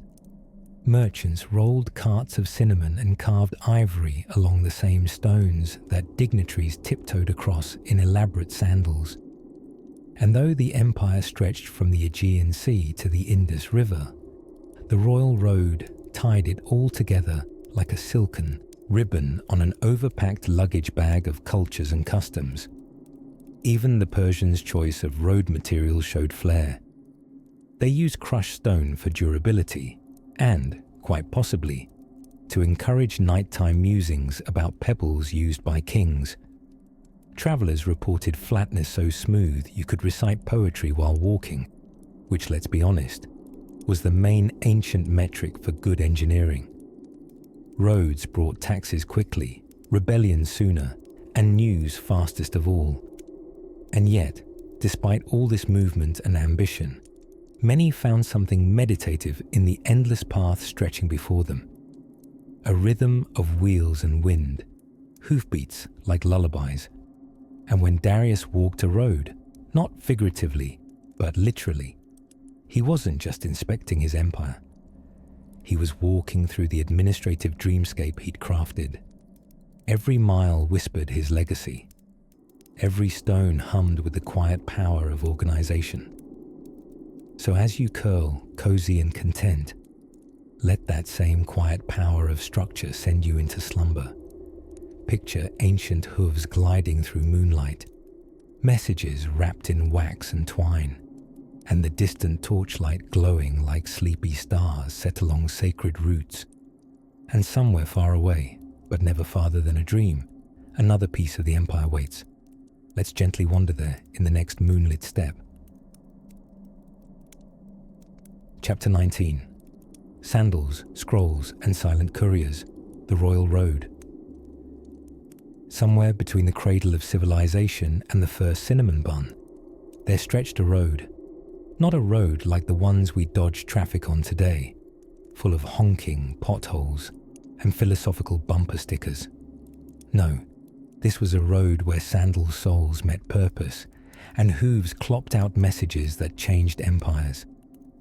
Tonight, dear dreamer, we amble alongside the royal road, a dusty marvel stitched into the quilt of Darius the Great's sprawling Persian Empire. It began as an idea, a question perhaps. What if it didn't take 3 months to send grandmother a letter? A valid inquiry, especially when your grandmother lived somewhere in Lydia and you resided in Susa. And neither of you had invented the phone. The royal road was built to address exactly this sort of imperial inconvenience. It stretched roughly 1,700 miles. Yes, miles. though Darius and his court might have called them parasangs, a delightful unit of measurement that sounds more like a forgotten dessert.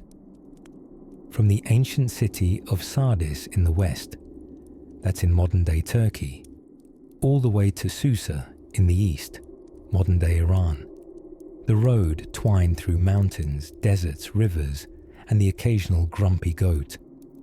But here's the dreamy delight of it all. Using this road, royal couriers, also known as Angaria, which does not, contrary to sound, mean fit of royal frustration, could make the journey in just about 7 days.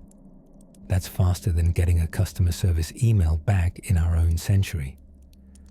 All thanks to a postal relay system so well-oiled, Herodotus himself once wrote in admiration, describing how neither snow, nor rain, nor heat, nor gloom of night could stop these determined dispatchers, a phrase later borrowed by modern postal services, though their uniforms became slightly less Persian.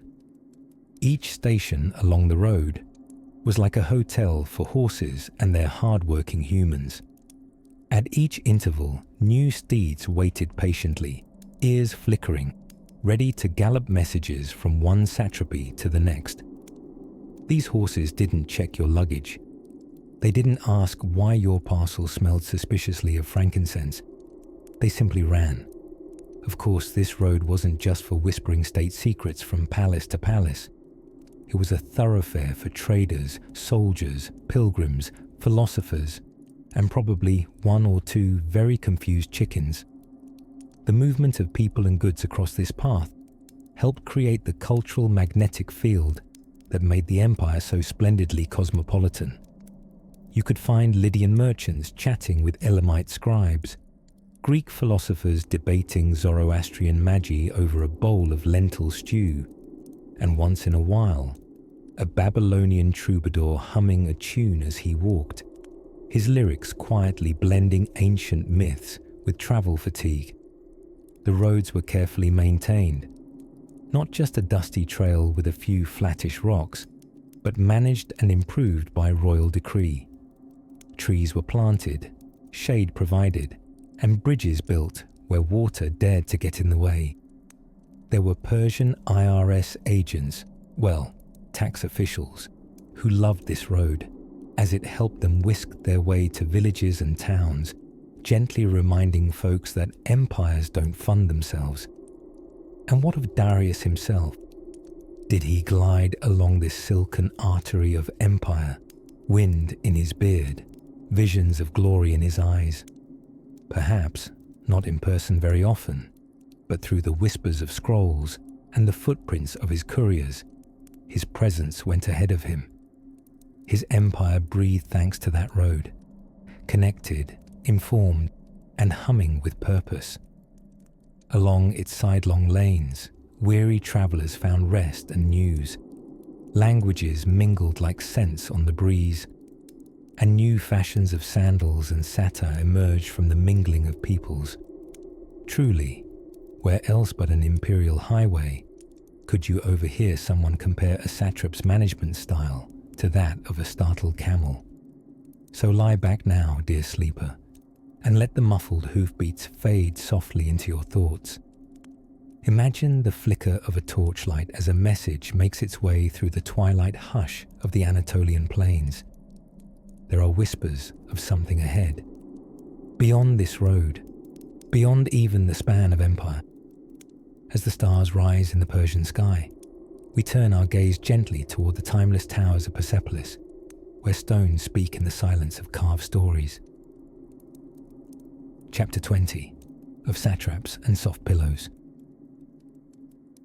By the time the mighty Persian Empire stretched from the mysterious Indus River valleys all the way to the bracing breezes of the Aegean Sea, Darius the Great had realized something essential. Managing such an utterly huge and possibly slightly over-ambitious sprawl of land was a bit like trying to run a bakery the size of a continent. Delightful in theory, but you'll need help with the cinnamon rolls. Enter the satraps. Now, that's not a strange new type of hat, though it does sound cozy. No, a chargé satrap was a governor, usually local, ideally somewhat competent, and not too full of imperial ambition. Each was placed in charge of a region, known as a satrapy, because saying province just wasn't nearly dramatic enough for the Persian court. In truth, Darius didn't invent this system, but oh, how he polished it. Before him, satraps were like quirky uncles at a family reunion, largely ignored, somewhat out of control, and likely to borrow elephants without permission. But Darius turned them into professional administrators, supervised properly, audited regularly, and probably discouraged from hosting unsanctioned gladiator tournaments. Each satrapy was a curious blend of independence and loyalty, like a cat that technically lives in your house but abides by its own constitution. Satraps collected taxes, upheld justice, raised armies, and occasionally grumbled about the central government in Susa. And Darius, he watched them from afar, but not too far. You see, one of Darius's more brilliant to the point of paranoid ideas was the Royal Inspector Corps.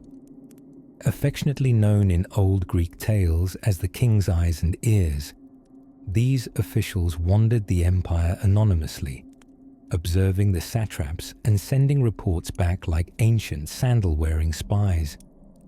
Think of it as Yelp reviews for governance, but possibly with less dramatic flair and far more serious consequences for bad service. Now, the Persian postal system deserves a dreamy little moment all its own, because how else did the king's spies send their cleverly coded complaints? Darius built a network so efficient that even modern logistics companies might raise a sleepy eyebrow in admiration. With stations placed across royal roads, messengers could ride, rest, and switch horses with the elegance of a silk-gloved relay. Messages crossed distances faster than you could pronounce Achaemenid the first time. Darius didn't trust paper alone either. He relied on loyalty, spies, scribes, caravan guards, and the occasional terrifying demonstration of imperial justice, the sort that made bureaucrats think twice before skimming silver from the tax pot. But keeping your empire in order isn't all ominous glances and cleverly named officials.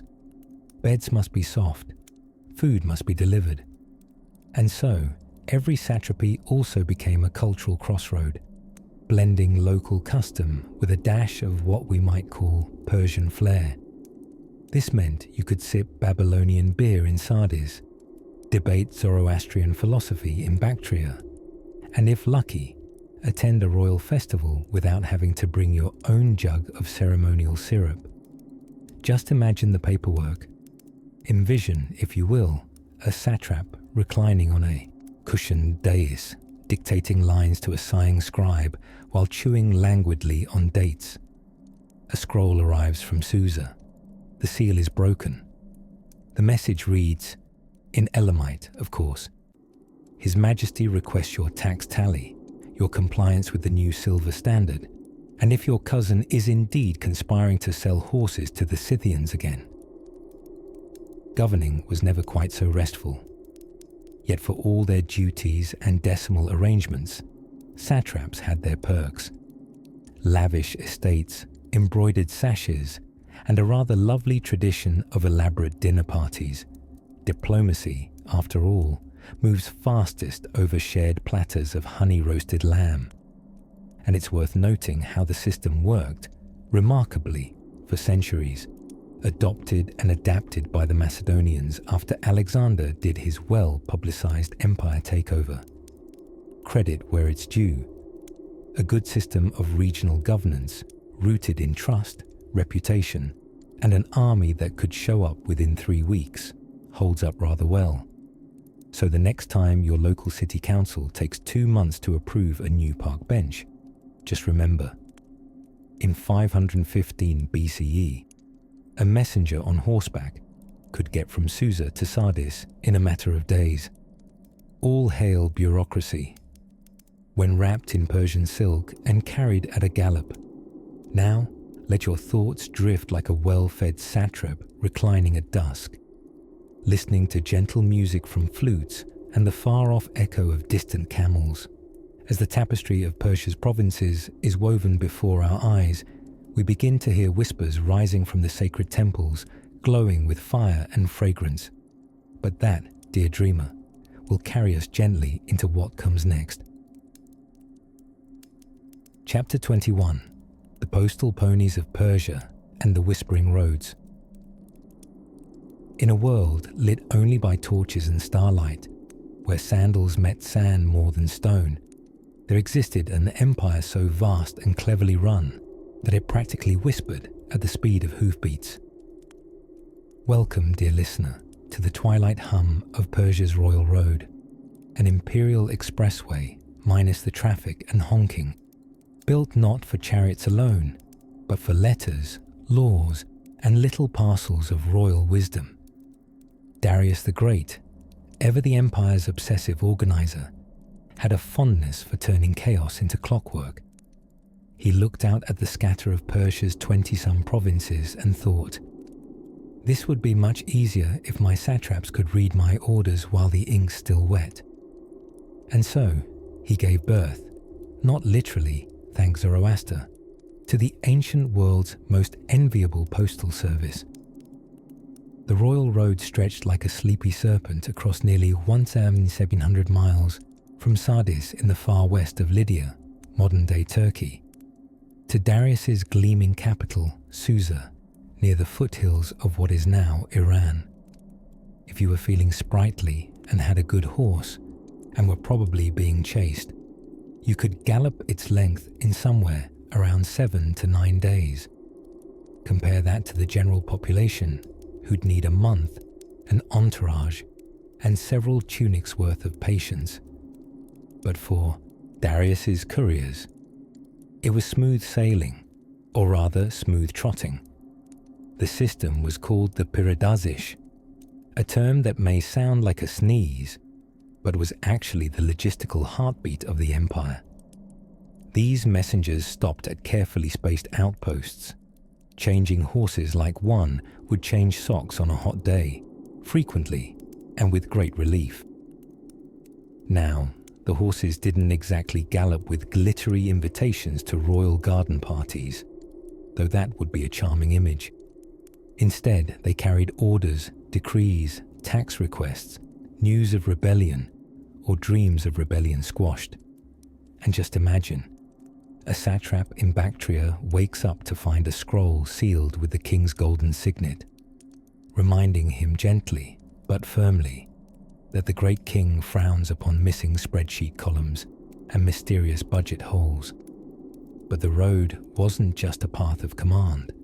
It was a volume of voices, merchants, travelers, even spies in hasty disguise.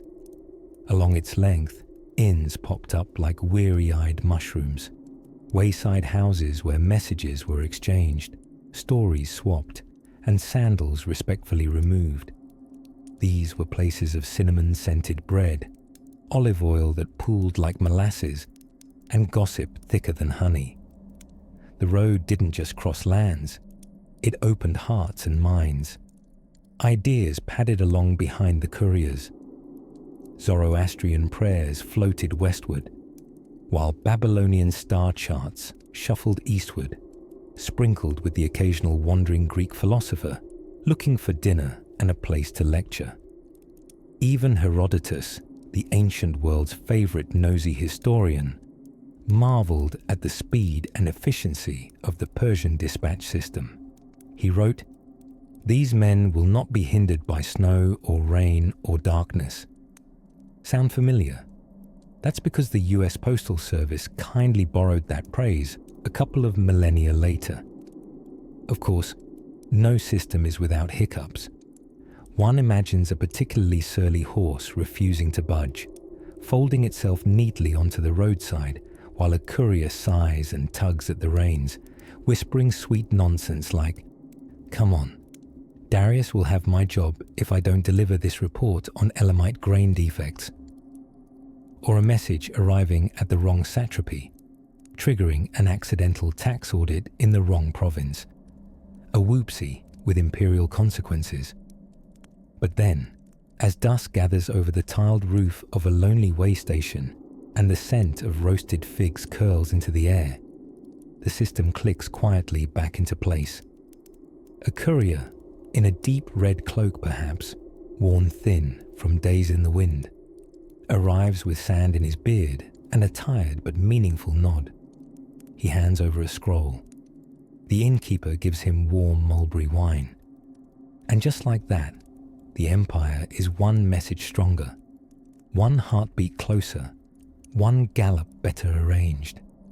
It all sounds terribly grand, but at its core, the royal road was a kind of lullaby, humming along the backbone of an empire that thrived not only on strength, but on silence shaped by words. And somewhere, far away, Darius smiled. His letters were home on time.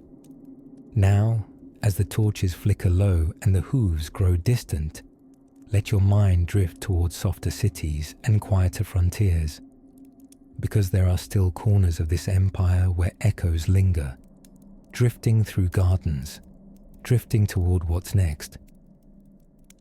Chapter 22. Scrolls, Scribes, and the Whisper of Royal Ink.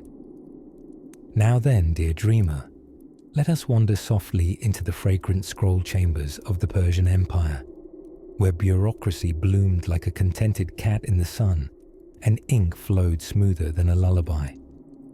Darius the Great, ruler of lands that yawned from the Aegean Sea to the Indus River, wasn't simply emperor of earth and stone. He was also the undisputed ruler of red tape, but in the calmest, most meticulously calligraphed way. You see, much of Persia's greatness wasn't just won by sword or chariot axle. It was documented, stamped, and filed away by an army of scribes in sandals. These were the real heroes of quiet power. Imagine men in linen tunics, hunched in the flickering lamplight, dipping reed pens into bottles of soot and tree gum, their lines curving across the parchment with the rhythmic elegance of a lullaby. Records were everything. Taxes, grain shipments, titles, decrees, trade agreements, and even the number of sheep vaguely promised for a festival somewhere in Sardis. All of it written down. And in multiple languages too, because the Persian Empire didn't mess around. At least 3 scripts were often used: Old Persian, Elamite, and Akkadian, just to make sure no one had an excuse to say they didn't get the memo.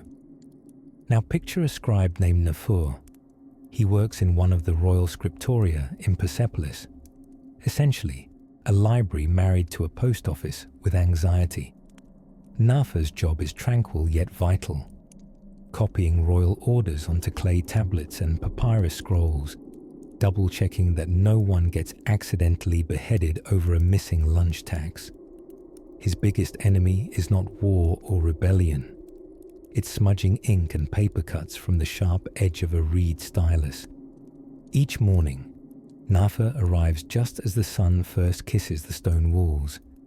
He nods politely to the incense burner, lights the oil lamp, and rolls out a blank scroll like a chef would dough before baking dreams.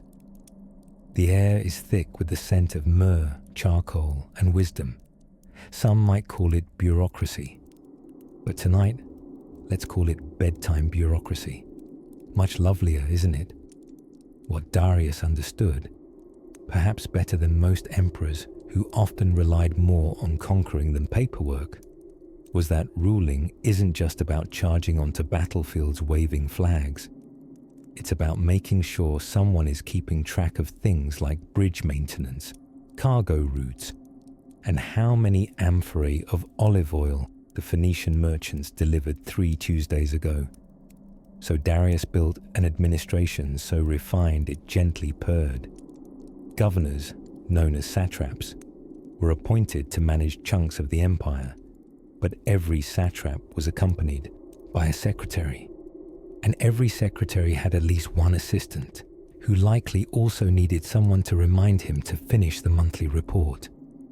All of them fed rivers of scrolls into the great archive ocean of Persepolis.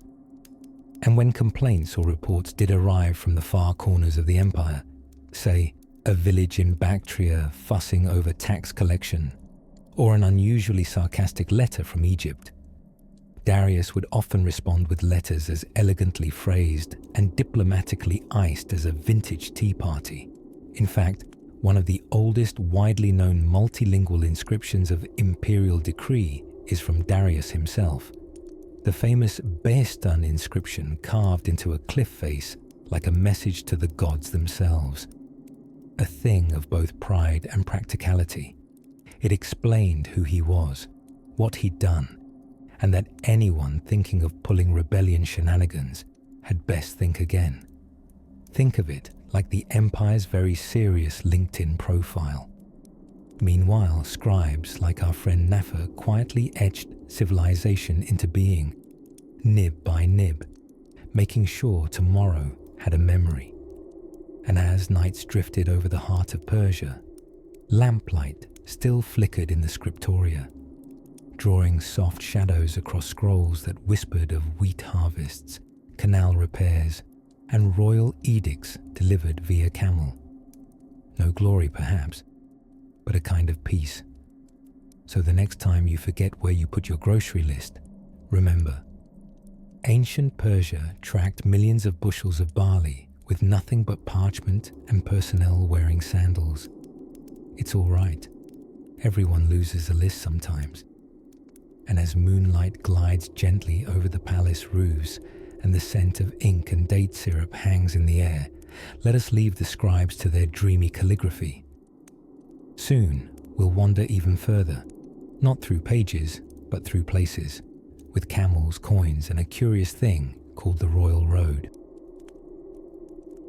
Chapter 23 of Scrolls, Secrets, and the Snoozy Science of Satraps. If you find dusty paperwork thrilling, you may want to prepare for the most boring excitement you've ever snoozed through.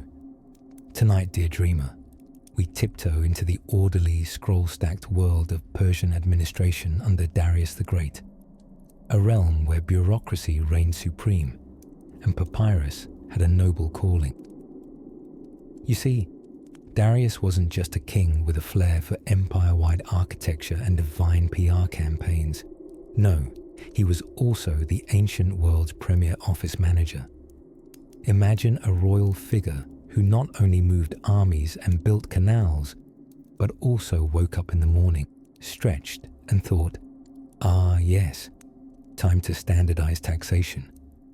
To hold an empire that stretched from the sand-swept shores of Egypt to the snowy peaks near India, one must not only have ambition, but folders. Metaphorical folders, of course. Our soothing focus tonight is Darius's glittering, humming machinery of governance, his system of satrapies. Let's whisper the word together, satrapy. It glides from the tongue like a silk curtain in a breeze. A satrapy was more than just a province. It was a bite-sized portion of empire served up with local flavor, some light military spice, and a generous drizzle of tax responsibility. Each satrapy came with its own appointed satrap, like a governor, but with a much more exotic name and a slightly higher probability of being recalled for embezzlement. But Darius, wise in the ways of human temptation, didn't just hand out satrapies with a wink and a trustful. No, he kept two other officials in each region, a military commander and a royal secretary, just in case the satrap got a little too satrappy. These layers of oversight worked like a dream, or a very sleepy onion. It created a system where nobody could get too powerful without another person nearby to raise an eyebrow and quietly jot something accusatory onto a wax tablet. Even the royal spies, delightfully dubbed the king's eyes and ears, kept things quiet but efficient. They wandered the empire in plain clothes, sipping borrowed wine, listening pensively, and making mental notes of any satrap's suspiciously large golden bathtub collection. Now, nestled at the heart of all this was the imperial capital, Persepolis, the crown jewel of bureaucracy and parties. It's where Darius made sure all record-keeping, from tribute receipts to military dog names, was etched and duplicated, on clay tablets no less. Far from fleeting, these bureaucratic relics have endured thousands of years, like truly durable insomnia. One notable example hails from the Persepolis fortification tablets, an ancient office supply collection of over 30,000 clay records. They detail everything from how much barley was given to a traveling dignitary's camel, to the exact number of goats required to feed a minor religious festival. Dreamy stuff. Somewhere in that great Babel of accountancy, you can practically hear the ancient equivalent of "per your last scroll." And as you might expect, Darius made money make sense. Before him, the concept of currency was a little enthusiastic and a lot confusing. But he minted the Daric, a shiny gold coin with his own image, proudly kneeling and arching a bow, as if to say, "I hit my savings goals this quarter." Silver coins called sigloi followed close behind, jingling obediently in the pockets of well-fed merchants and suspicious satraps alike. The Daric's beauty wasn't just its artwork or precious metal, but its role in stabilizing the economy. Traders knew its value from Babylon to Bactria. It had trust, something every heavy, pocket-based slumberer longs for in both a coin and a pillow. Thanks to Darius's office enthusiasm, merchants could travel across thousands of miles under the protective gaze of the government, knowing both the roads and the regulations were thoughtfully paved. Each civil servant with a stylus was part of a quiet machine, making sure grain moved, mail arrived, and camels didn't starve in bureaucratic limbo. So tonight, let us drift away on a current as calm as a well-audited fiscal system. Let us honor the quiet power of ledgers and the dozy dignity of empire-wide paperwork. Close your eyes and imagine the soft sound of styluses on clay, the subtle shuffle of royal record keepers measuring barley by starlight, and the king himself sipping something warm, pleased with the progress of a world reigned by rules. And as we gently press those clay tablets into our dreams, let's turn the page to what lies just beyond, the shimmering close of Darius's long and orderly reign. Chapter 24, The Quiet After the Conquest. And so, we come to the final hush of our long twilight walk through Darius the Great's glittering empire, past golden capitals, sunburnt couriers, and accountants obsessed with barley tallies. Now, with the stars pricking the velvet dome of night, we find ourselves seated upon a warm stone ledge beside a Persian garden, where all that's left to conquer is the rhythm of your heartbeat and perhaps your last waking thought. By the end of his reign, around 486 BCE, Darius had not only expanded the Persian Empire to stretch from the eastern edges of India to the beaches of the Aegean Sea, but had woven bureaucracy, art, and architecture into its seams like silk into armor. The sun never set on his scribe's paperwork. And what a paperwork it was. Have you ever tried managing taxes across 3 continents using cuneiform tablets and a fleet of scribes with sandal blisters? Well, Darius made it happen. He organized the empire into satrapies, which sounds like a kind of sleepy lullaby, but really just means provinces, each ruled by a satrap, or in modern translation, regional manager with a mildly godlike ego and a suspiciously large private army. Darius didn't just collect tribute. He standardized coinage, weights and measures across his vast domains. Quite literally, he coined it in. The gold Daric wasn't just currency, It was imperial branding, like wearing Persian power in your pocket. Naturally, the face is engraved on the coins. His own, looking rather heroic, with a suspiciously lush beard. Dreamy if you like strong fiscal policy. But it wasn't all spreadsheets and stately beards. Darius knew the value of divine PR. A Persepolis, and yes, that name should feel like velvet to your ears. He built a palace complex that wasn't just grand, it was celestial.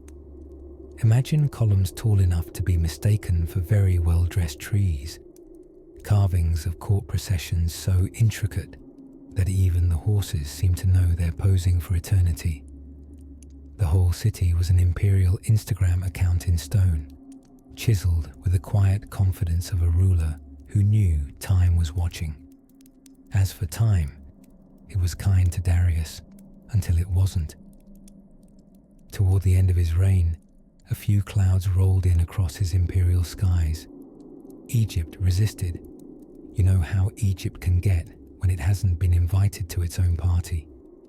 And the Greeks, oh, the Greeks, they were beginning to murmur about freedom and democracy, like they'd just invented olives and opinions. The famous Ionian revolt chirped to life, and Darius, in a moment of memorable pettiness, instructed a servant to whisper in his ear every night before dinner, "Master, remember the Athenians." A bedtime reminder, not unlike our own, though more warlike and less lavender-scented. And yet, for all the rebel quelling and coin minting, Darius never lived to see his campaign against the Greeks fully through. He died before his second attempt at invasion, passing the imperial torch, or rather, the ceremonial scepter and probably a golden pen, onto his son Xerxes. But Darius left behind a legacy covered in stone, law, and gardens. Oh, the gardens. Let's not forget that part of his brilliance was understanding that an empire needs heart, not just muscle. The paradisia, from which we get the word paradise, were Persian royal gardens. Divine quadrants of water-tamed tranquility, whispering trees, and fragrant company for the soul. Darius understood that rest was not laziness. It was strategy. It calmed both kings and the couriers who'd just run 677 miles for a message that read, "Nice work." So as we close our long, slow wander through his world, imagine one such paradisiacal garden now. The scent of cypress hangs in the air, and a gentle fountain trickles with the rhythm of forgotten conversations. The moonlight slides over the polished stone, and the empire, for once, is quiet. Somewhere, a satrap tightens a blanket around his shoulders. A camel sighs, and Darius, in carving or memory or dusty rock face, continues to watch over it all with that calm, interesting expression of someone who has seen many things, measured them carefully, and decided to get a good night's sleep. You may do the same now, dear dreamer. History may be written with swords, but it's remembered in whispers. Sleep well.